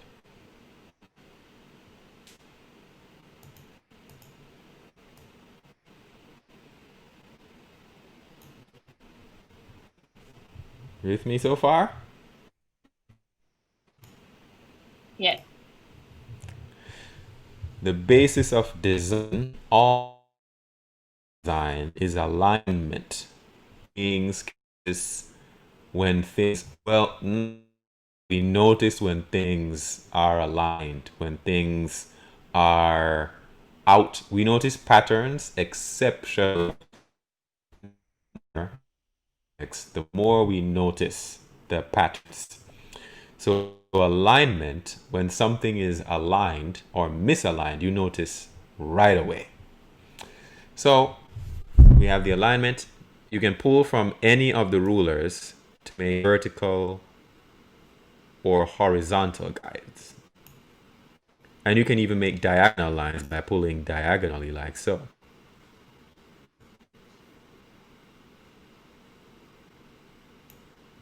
Got that?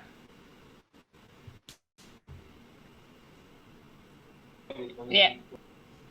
Sorry, how did you make the diagonal? I clicked on the ruler and just pulled in a diagonal direction. Again, if you have snapping turned on, which is these, snap to points, for example, if you check, like so, it'll just snap back to the guides. See? Just made drawing the head easier, didn't it?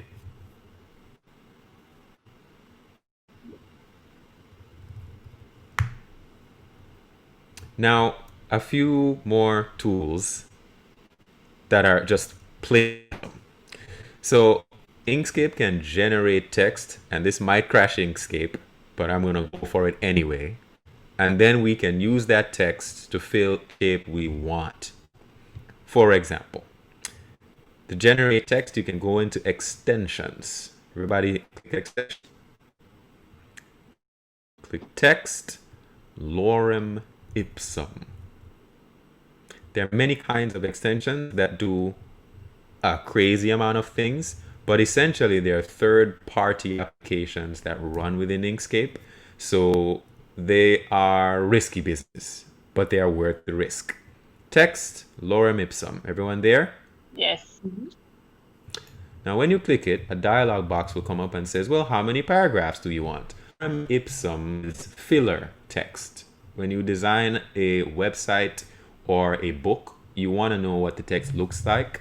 Lorem ipsum is a bunch of Latin words that I'm not sure what they mean, but they will show you what text looks like. And if you click live preview, it'll show you. It's very CPU intensive, of course. It'll show you what it will look like. Oh, not responding. There it is. Everybody see the lorem ipsum outside? This is it. Yeah. Everyone see it? Nice. Up to make it. After it makes, you can close. And now we have a block of text. This big text block. Now you can fit this text block into whatever shape you want, including that star. You can hide the text block, or you can force this text block into a shape, or you write along a path. Let's do all of those. First, let's see if we can fit this text box into a shape.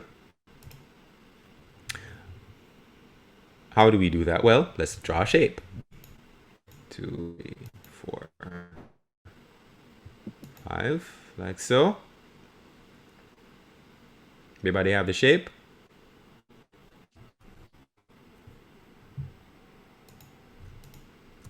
My lorem ipsum is still working. Working? Yeah. Yes, that happens. Okay. That happens. That happens.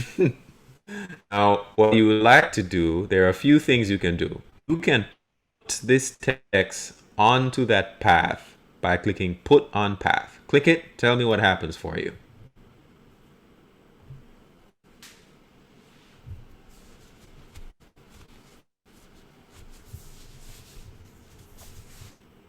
Everyone see that? Where is that? It's under text. I should have mentioned that. Apologize. Put on path. Okay. Got the same. Got it? Nice. Hello, come on, Inkscape. Don't crash again. You already crashed twice. Have mercy on me, Inkscape. So, general lorem ipsum, apply. Working, please wait.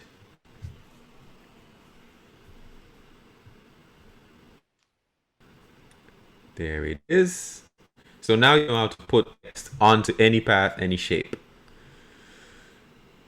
Let's make another shape. Bezier pen. Now, F1, select both the text and the shape. Text. What does this do? Flow into here.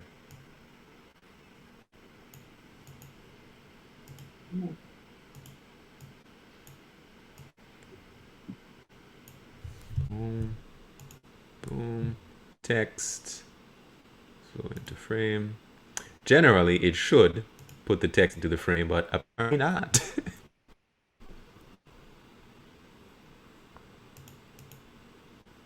Let's see here.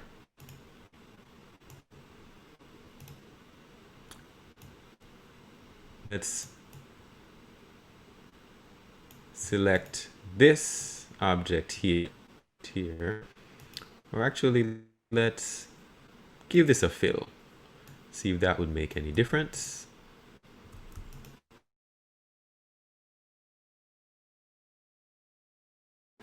Oh, text on flow. See what happens. Nice.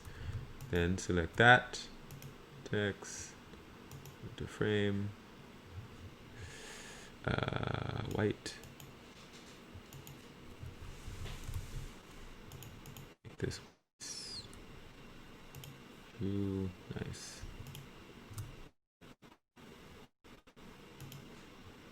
Here it is. Oof. Everyone see what I did? Please repeat. Can you do it again? I will. So what I did was I took the, come here, lorem ipsum. You take the lorem ipsum and you click text and you unflow it. Unflow. So it will make one long string of text that looks like that. You want to have that? Long string of text flowing around. Got it? Yes. Then we make a frame for it to flow into. And in this case, I just made a stroke with no fill. Everyone have that? Can you show again? Or you Sorry. can take any object and give it a stroke and remove the fill, and it'll be a frame. Okay. That's it. Got that? Yeah. Then select both and hit text. Oops. Text flow into frame. And it should do there. Into the frame that you have made before.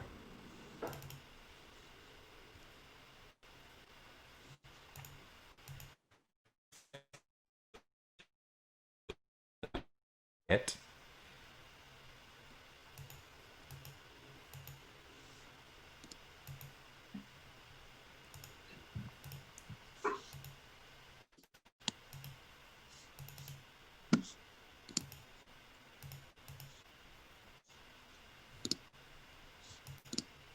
Got it?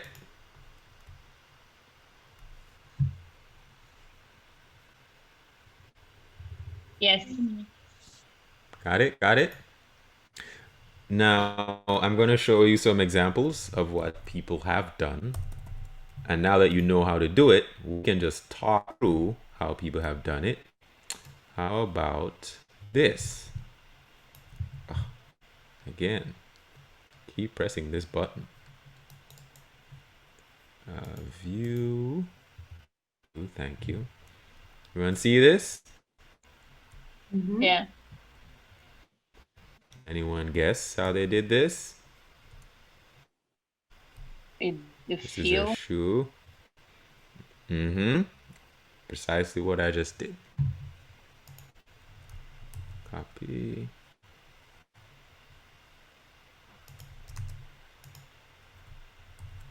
Or perhaps something like this. Oops.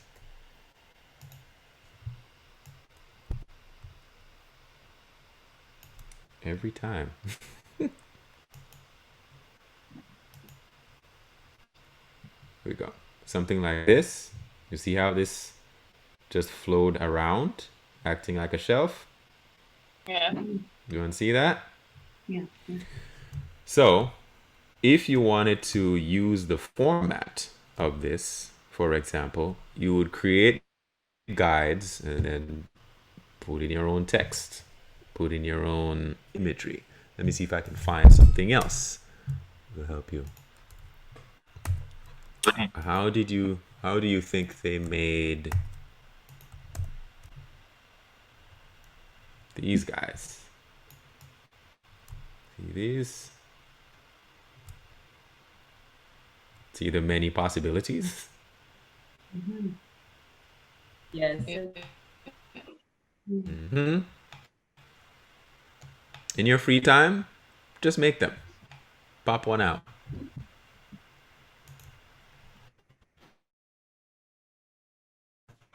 Let's see here. Let me bring another thing. Hopefully this works.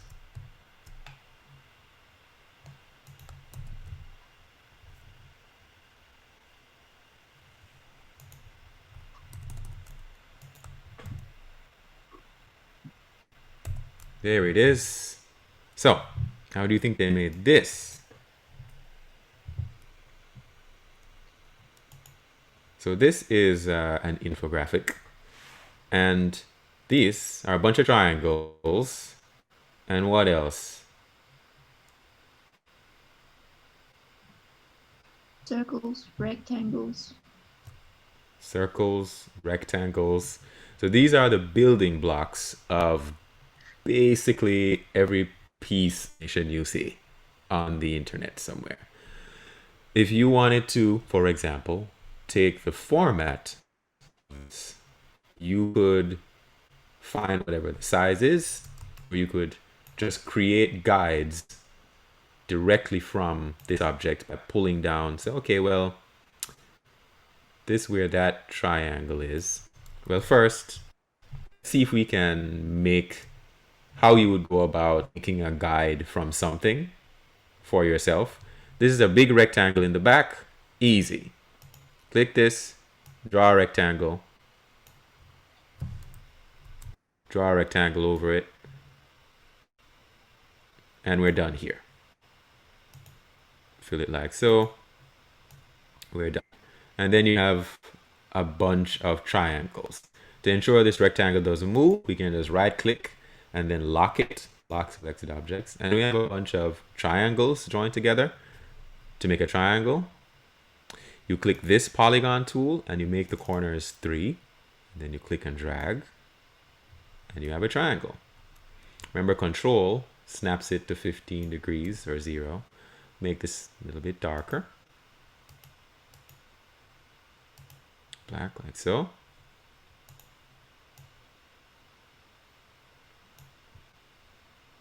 So if you ever find yourself having to design the layout of something, this is what you do. Go to the internet, find your favorite thing, and then take an aspect of, figure out what are the building blocks. Don't steal their information. Don't steal their design. Figure out the building blocks and then use that for your own particular. Remember to flip it. Boom. This button right here flips it. Bring that here. Let's make it a little bit. Where are we? Fill and stroke. A little bit brighter. Like so. So they have triangles. You can say to yourself, well, I like this layout. Let me use circles instead of triangles, and then put triangles in here. And your layout could be, let's get rid of that triangle then. Your layout, or even stars. Let me use a piece of this star. Increase. Go. Use a piece of this star, and another piece of this star, and another piece of this star, like so, and another piece of this star, like so. Oops.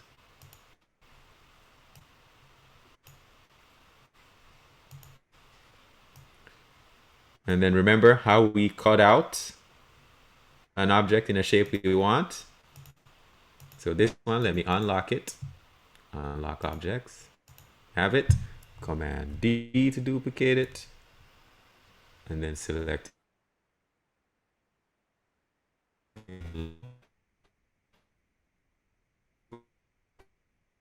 Right click. Set clip. So that could be your layout. Got it? I have two questions. Yes. First, how they did like this F from social, from Facebook, and the bird from Twitter media is like clip and mask? So let me zoom in. How would you do something like this? Bird inside of a letter. Well, let's do it right now, actually. Let's do a D with something in it. As soon as this thing decides to move. Here we go. So, T. To bring up the text tool, click and drag and make the letter D. Click off. Everyone have that? Yes. Letter D. It's a lowercase d. Let's make it much larger. F1, double clicking it. Make the size, say, 72, for example. Click the arrow here. Big D on your page. Everyone have that? Yes. Now, actually, let's pick a font that's thick, a thick font. Let's see another. Oh, Broadway. Let's see Broadway. All right, Broadway. Nice. So we have a D like this. Everybody have that? Yes. Got it? Got it? Now remember what we do in order to, on a granular level, change the shape. What do? Path, object to path. Now, you see all these dots here? You can move them around individually into whatever you want.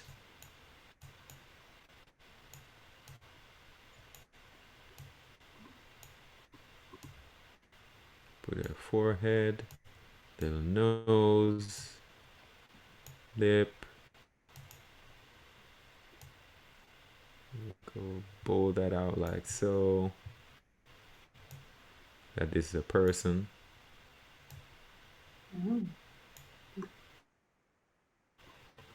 Now, if you ever want to delete a node, that is all along here. This affects the behavior of the node tools. If you ever want to delete one, click that button, it's gone. You can click this handle to change the forehead. That in like so. Bring this nose down. I want this to be rounded, so I can click this button here. See that? I want to put like a little ear back here in here. So let me click off here and let me go make the ear with Bezier pen, B. Let me give me a nice curve. Click, click, click, click, enter, and change that stroke paint to white. Now, that's how you would do it. And you have inadvertently stumbled into logo design. To design a logo, you would just do this another 400, 500 times until you found one you liked.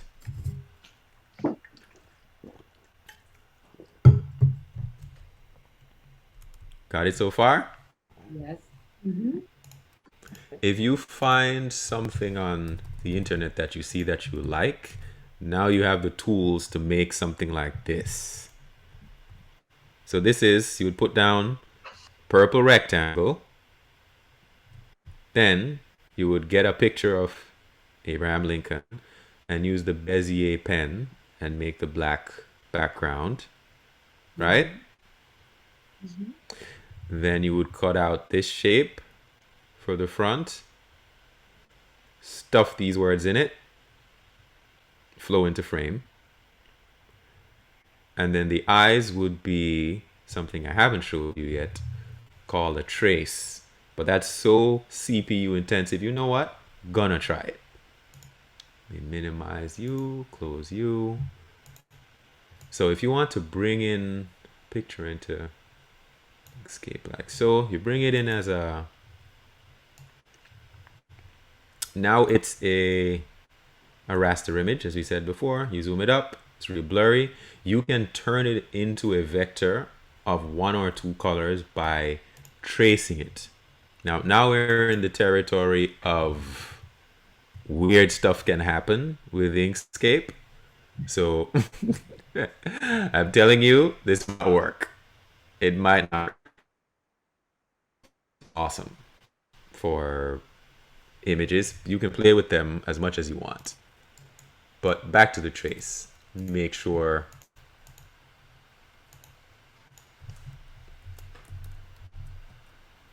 it's here. You can go to path trace bitmap. Does everyone have a picture in front of them? Yeah. At least. Path trace bitmap is the third one down, and you'll get a dialog that pops up. Pop out that dialog. Trace bitmap is going to attempt to make a vector image with few colors, of course.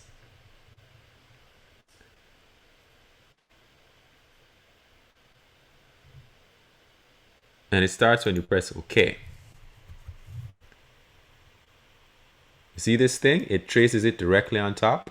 If I click and drag, it will move it off completely. And that's what I have left.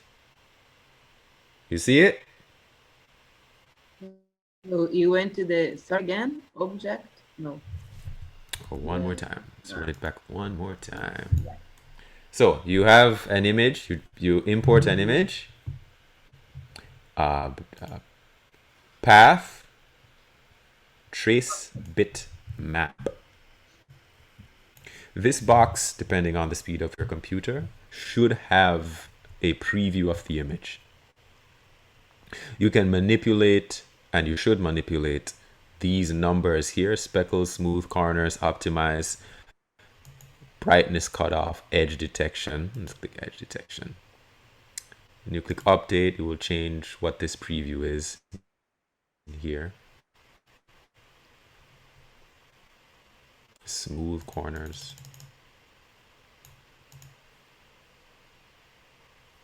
Optimize. OK. It will create a trace.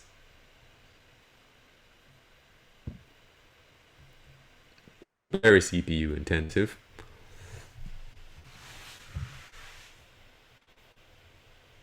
Or it should create a trace of your image directly on top of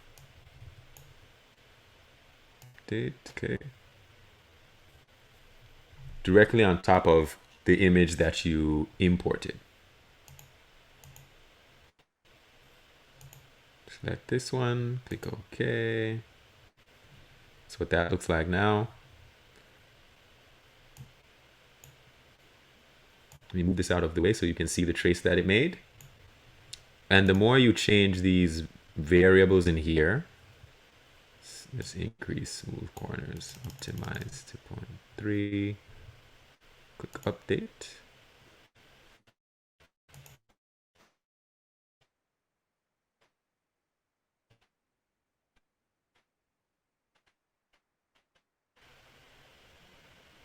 You can make tracings that look like that.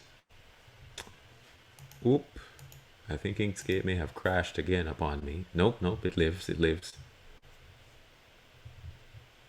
You can make tracings like that.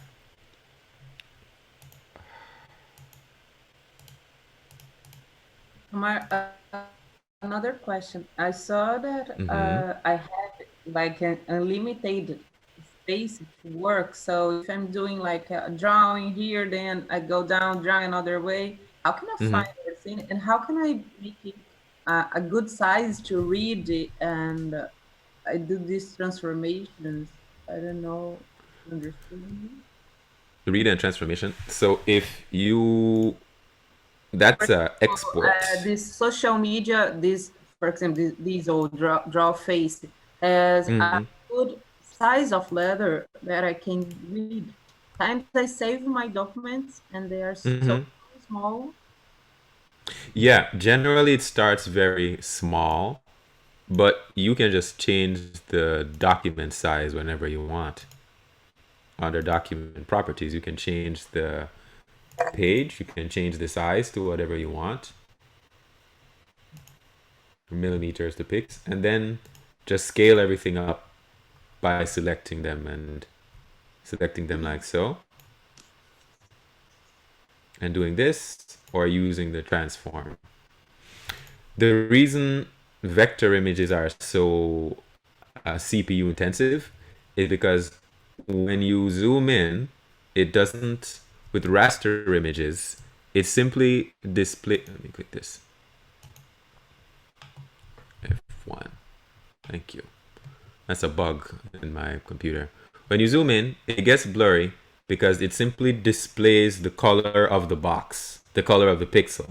And when you zoom in, it just gets a little bigger. The color of the pixel is the color of the pixel. It doesn't change anything. Whereas with vector images, it recalculates what the color of the pixel is so that it remains sharp. So every single time you zoom in, the computer recalculates, okay, this is where it's dark and this is where it's light, and separate them. So it's very... This work with the stars. I just want to save this in a PDF, for example. How can I do it? Select and save as? So when you, if you would go with File and Save, you'll save a SVG. If you go save, here we go, Inkscape SVG. So drawing 2, let's call it that. Here are other file types, but they're not even worth bringing up. Well, GIMP you can use if you're using GIMP, which is another course. It saves as an SVG, but if you want to export, if you click Save As, you kind of save another copy, and you're able to save file types too, but not quite system animation. Yeah, it doesn't do PDF very well. It does do PNG. PNG preserves transparency. That you would have to export. So here we have export PNG image right here under File, export PNG image, and you can export. You export the stars because you select just the stars. That? Yes. If you have selection, you can export the selection. You can export a drawing, or you can export the whole page. Right now we don't have the page turned on, so that wouldn't make any sense. So just the selection. So I click selection, and when you click export as, it'll ask you, well, where do you want to save it? You can put it on your desktop, stars, layout, OUT, PNG is the format it gives you. Click save. When you click export, it should be there right now.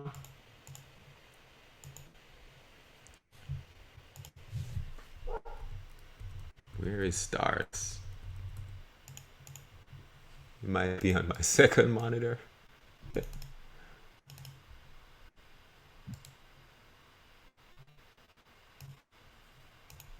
I guess not. Let's export it one more time. Export PNG, desktop, stars layout, close and complete, export. Here we go. Let's open it up. And here it is. You can't see it because I'm not sharing my screen, but the export works. Everyone should export the drawing they made of themselves. Yeah.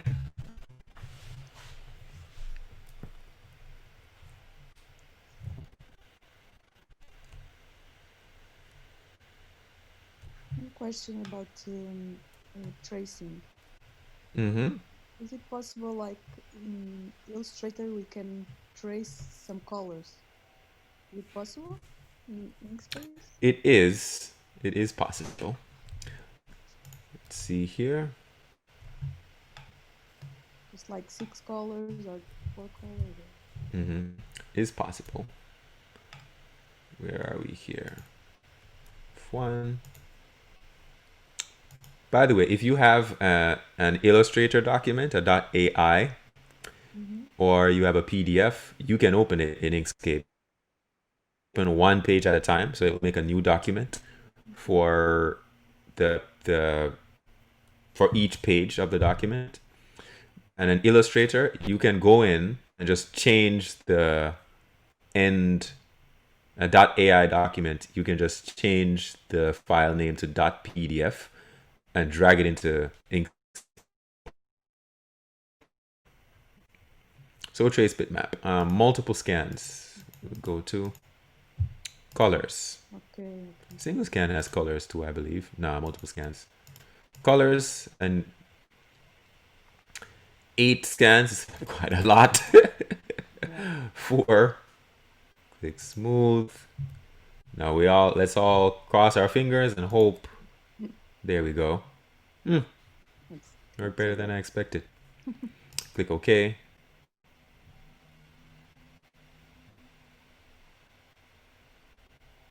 And here it is.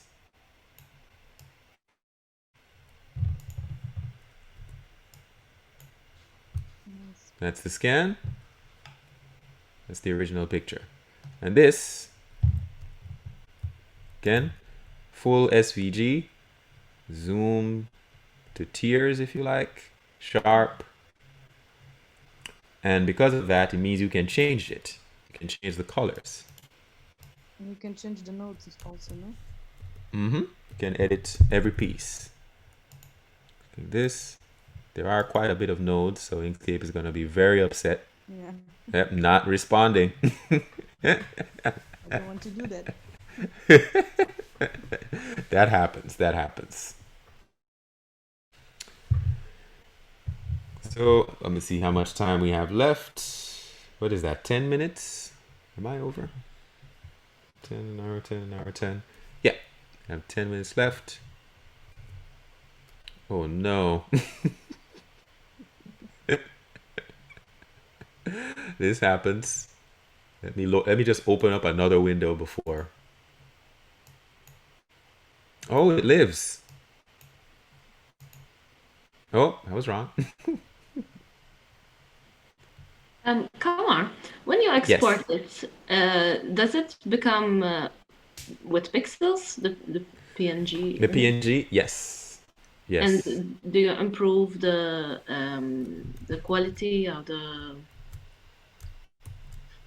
Do you improve it by making it bigger, the image size? You can, yes. You can choose whatever size you export it as, it will export to that quality. So if you make it, say, 2000 by 2000 pixels, it will be sharp at 2000 by 2000. All right. So if you want a PNG exported image at a higher quality, you increase the pixels. Yes. Yes. That's the magic of vector images. All right. Yeah, if my Inkscape will just work now. You know what? It's been good, Inkscape. At least it didn't fail at the beginning. Let me open up a new window. Sharp drawing. Share. Let's share.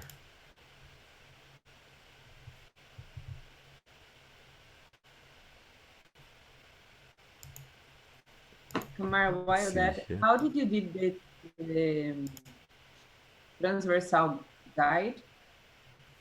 You click in the corner and you drag from that corner. As soon as this thing, here we go. So you click the corner like so. Are you seeing this screen? Yes. You just click and drag the corner so. Ah, okay. And can you show us again how you aligned images to those lines, please? To these lines? To the lines that you make? To the guidelines on the roller. The guides. After you make the guides, you turn on snapping. This enables snapping globally, and this is the kinds of snapping that you want here. This one in particular snaps to other points such as handles, origins, centers, etc.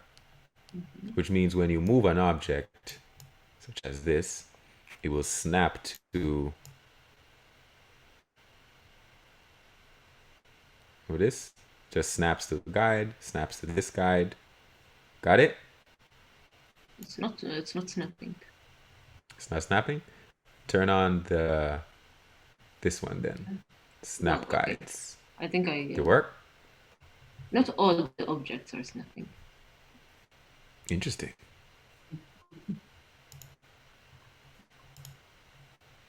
Very Yeah, so I have a circle that's not working and the square is working. The square works, but the circle doesn't. Mm. Interesting.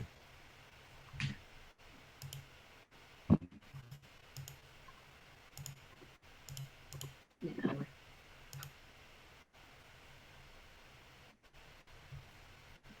When you wait, the circle doesn't?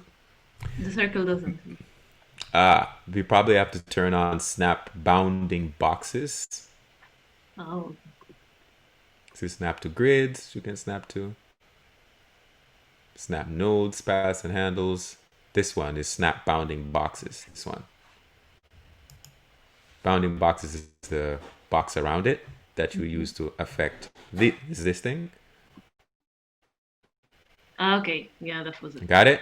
Yes. Got it. So you might be wondering how people would do illustration in Inkscape or any other vector program like this. And I can do a quick scene right now. Where is the Inkscape default? Quick scene right now to show you how it would be done. So this is the color of a mountain, about that, or maybe darker. And then the sky would be a gradient. I have not shown you a gradient. A gradient is this second button right here in the fill. Linear gradient. You see it? Yes. Nice. To change the colors, you simply click there and then find the color. Click the where you change which node, and then find the color you want. That's the color I want. And then you can move this node around like so.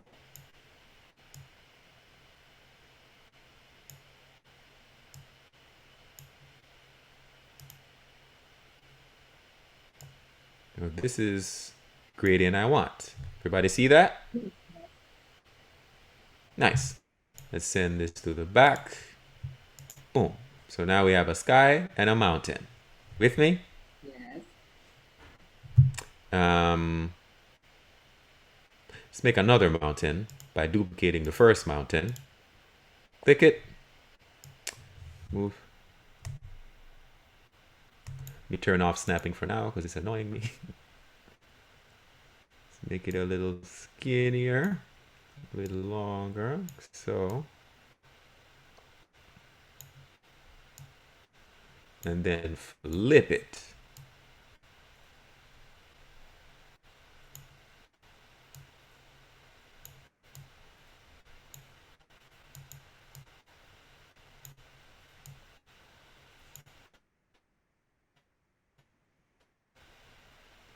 Let's node edit tool this one. Click you, drag you out over here. Over there. And now let's make this one a little bit bluer. Move that direction. Hello.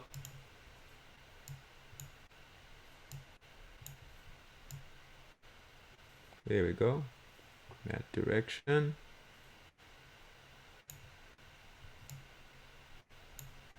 Move this one even lighter, like so. Got it?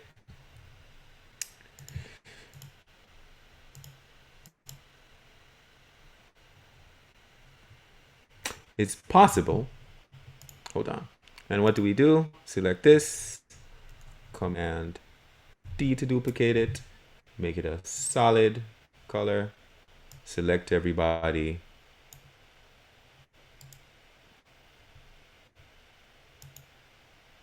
And we have a scene. Everyone see it? So cool. Yeah. Now, because I'm fancy, I can blur out this background a little bit. See this right here? It says opacity, and here it says blur. Let me bit. You see it getting blurrier? Let me touch it up a lot. You see it? Yeah. It's basically dust back there. And this one's slightly less blurry.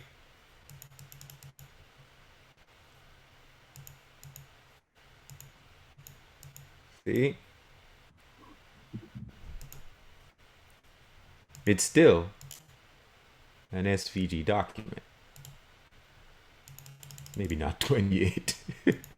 Doesn't look like a mountain at all. Here we go. Still an SVG document. It still has nodes you can edit, like so. You see? Mm-hmm. Maybe this is a rock. Let me change that to a gray, like that.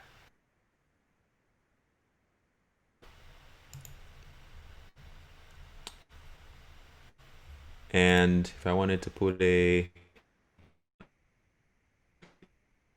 oops, actually that looks like it might work a little better. Gentle person, could put them here. Move this mountain down to fill that out.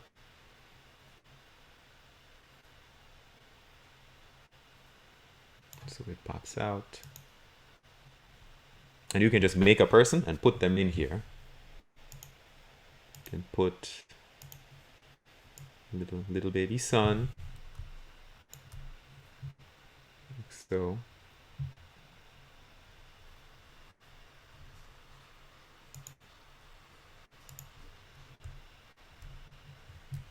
Let's make a person.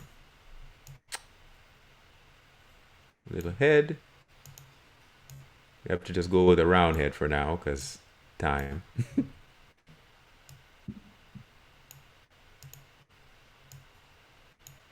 Oops. Body.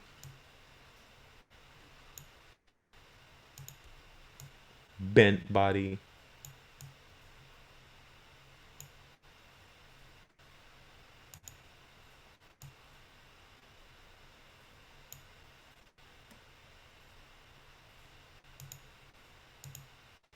Arm. The thickest arm known to man.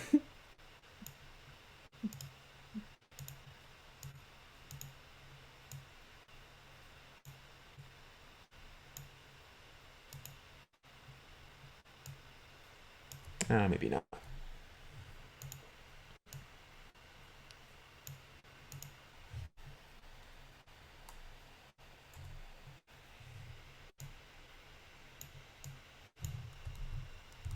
Oh, I am struggling with Inkscape today.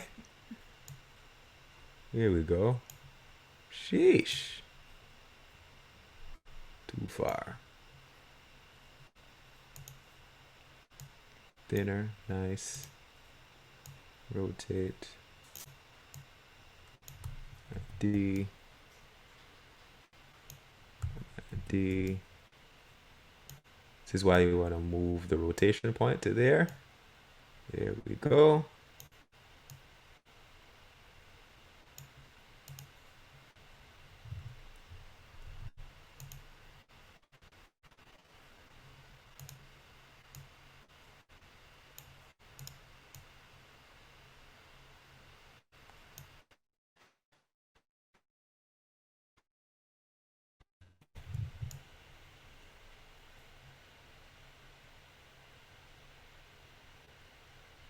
Put his, where can you go in here?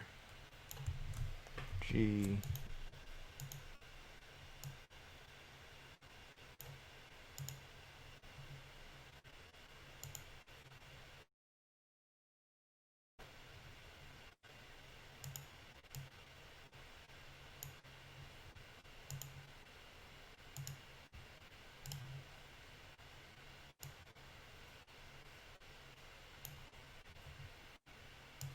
Button, flip it.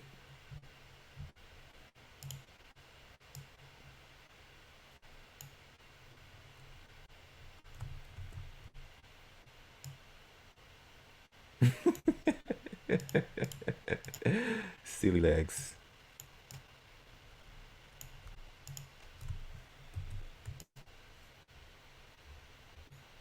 Okay, we have a little fellow.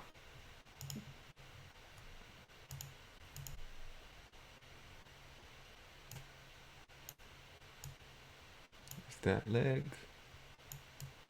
Just sitting here, minding his business, or minding her business, looking at the mountains at the edge of the picture frame.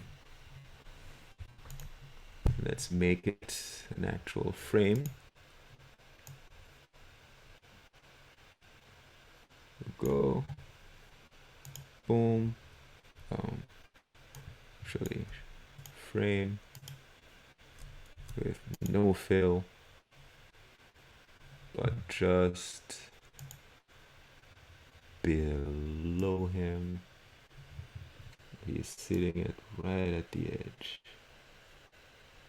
Right there.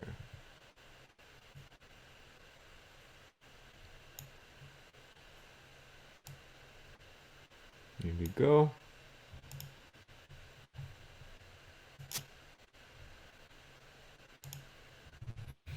Yeah, so this is how you make something pretty much in a minute or two. Something silly you could use wherever you want. So today we've covered how to crop things into any shape you want, how to build different characters if need be, and how to present information as clearly as Inkscape will allow you to. Are there any questions for me? Yes, I have a question. Sure. You said that Inkscape memorized the previous form that you designed, like the shape. Is there a way for automatically run the circle shape instead of the Pac-Man that you previously did, for example? Oh, for it to just be the circle every single time? Yes. You can probably change that somewhere in the preferences, but you can always click. Where is the? Why did I stop sharing screen? Share. For the circle in particular, you can always click that button. So if you drag out like so and Pac-Man pops up, you can always click this one and it will close the circle for you. In the preferences, somewhere in here, because they move it around with every update. Any moment now. Tool interface, behavior.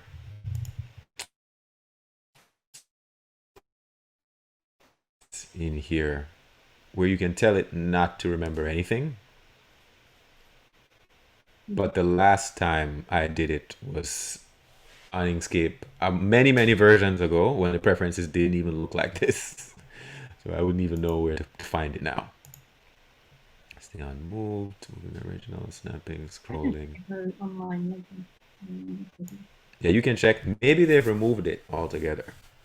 A part of my frustration with Adobe Illustration is because they remove many times they'll come out with a new product and then they remove features and then you can't. So like Photoshop you used to be able to draw a pixelated line, which doesn't seem like that big a deal, drawing a pixelated line, except if you are doing many iterations of the same thing, you need a line, but they just remove that feature.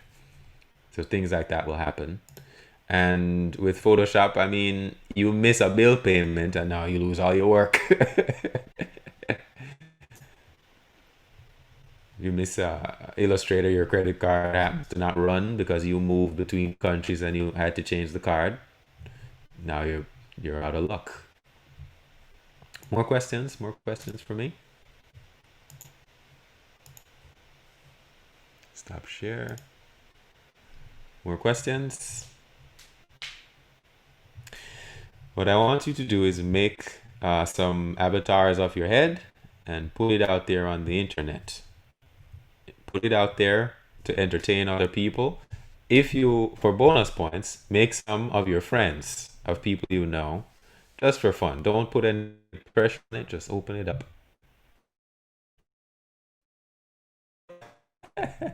You can make, if you have research to present, figure out how, well, if it's on an animal, make that animal.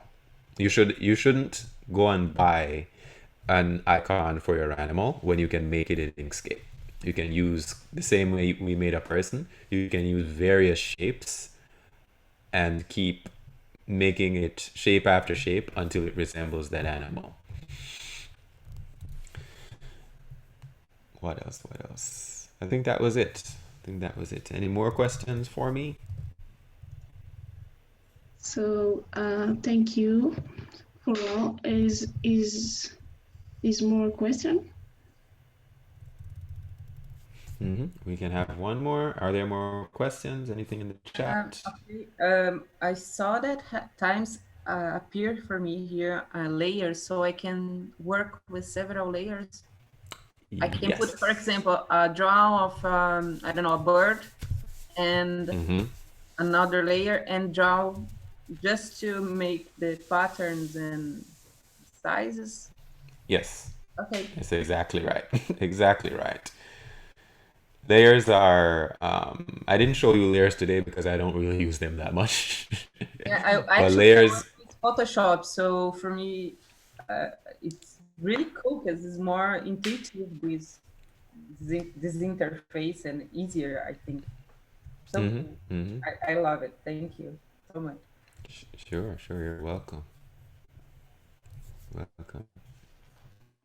Okay, and any question more? Mais questões, if that's the word. Okay, if we have no more questions, it's time to finish. I want to thank everyone who is present and make this event happen. A special thanks to Kamar for taking time and teaching us how to work with Inkscape. On name of APECS Portugal, I hope you all enjoy making the most of this event like us. Now, we would like to take a picture for memories of this event. If you feel comfortable, we ask that you put your camera on for a group photo, please. Should I smile? Smile. Should we look like we enjoy it?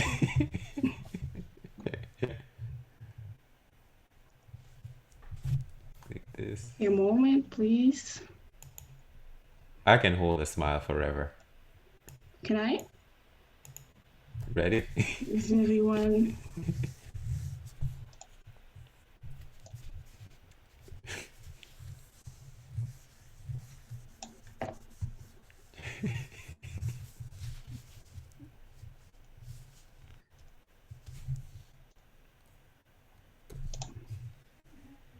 Okay.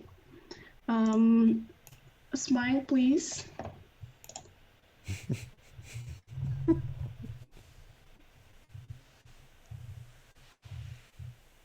Hello.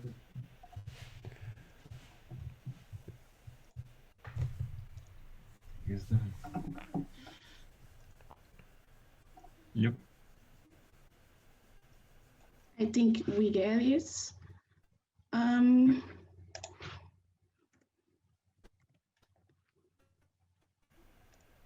And it's all.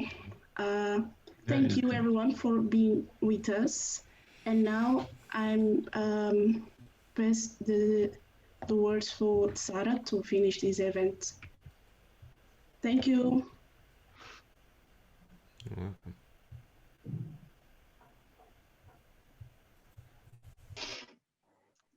Hello.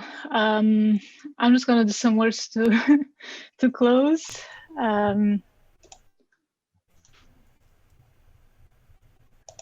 Okay, just a second. I'm going to share my screen.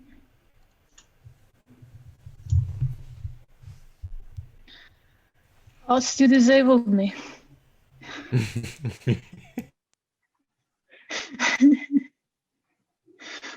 Now you can't.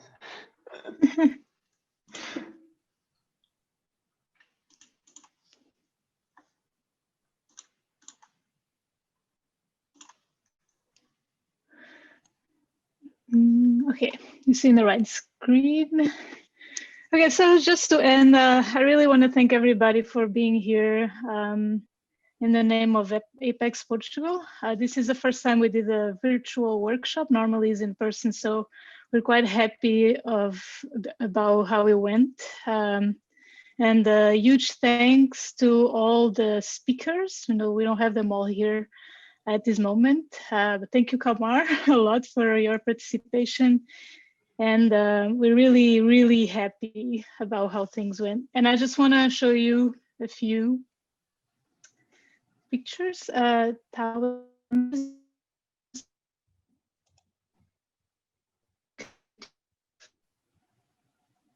Yes. Well, first of all, I want to thank you all because they were a very good, very excited workshop.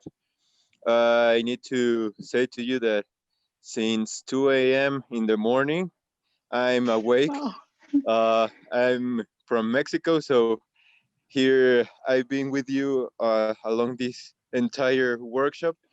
Unfortunately, I couldn't see Kamar because I need to do some work, you know. But I would like to thank you all because it's not the same thing to be in person.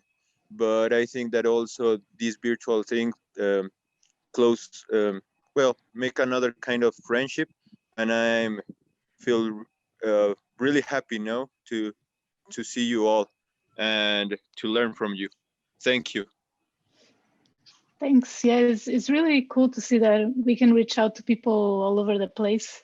In this format is not the ideal. Of course, we prefer in person, but this way, it's a new way and a way to learn how to connect with other people and feel more comfortable online. I think it's been a transition for all of us to get used to it, but that's the advantage. It's cool to see that we can reach out to you in Mexico and people in other places as well. Okay. So that's all I had to say. I don't know if anyone wants to do any comments. And oh, another thing is for those who work in Portugal or and do polar or alpine science or education, work in Portugal or are Portuguese and are interested in joining us in APECS Portugal, you can keep in touch with us and we can discuss that. No, anyone else from the committee want to say something?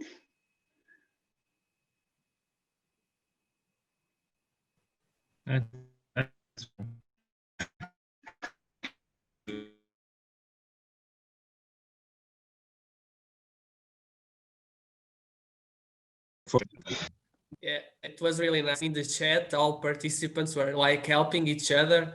So with our problems in the morning, so it was really great to see this interaction, everyone. Thank you for attending. I have participated for the 4 workshops today, all day. It was amazing. Thank you, guys. And of course, it's really difficult to write everything and do things at the same time. So I'd like to know where and when you make available the videos. Yeah, we're gonna send emails out to everybody after with information about that, including the speakers. Yeah, I think we're still figuring out where we're gonna post this, probably either through APECS International or on our website or both. I don't know if any of you have any other idea of this. Ooh. Yeah, right now it depends. But yeah, I think that we're going to have the things first in our website, and after I'm going to talk with APECS International to see if they can share with the guys. But I think that they will. Yeah. Yeah, in any case, we're gonna let you know where you can Yeah. find it. Yeah, when we have the things prepared to share it, then we are going to shut an email to everyone. So Yeah, and another thing is we're most likely gonna send a short survey after just to ask you all where we can improve for the next year. yeah, But that again, would be great. Yeah. Yeah. So I just want to thank to everyone, to the participants, and a special thanks to the APECS team for organizing this workshop. It was great. It was a new way to do the things. So, but yeah, thank you all. Thanks. Okay, so with this, you guys can go have dinner, have Go to sleep, whatever time, maybe afternoon snack or maybe lunch for Tao. And yeah, that's it. Thank you, everybody. And we're probably Bye-bye. going to do an APECS meeting after. So yeah, so if you guys don't mind disconnecting yourselves, we're going to stay here. Thank you. Bye. Bye. Thank you. Bye. Thank Bye. you. Bye. Thank you all.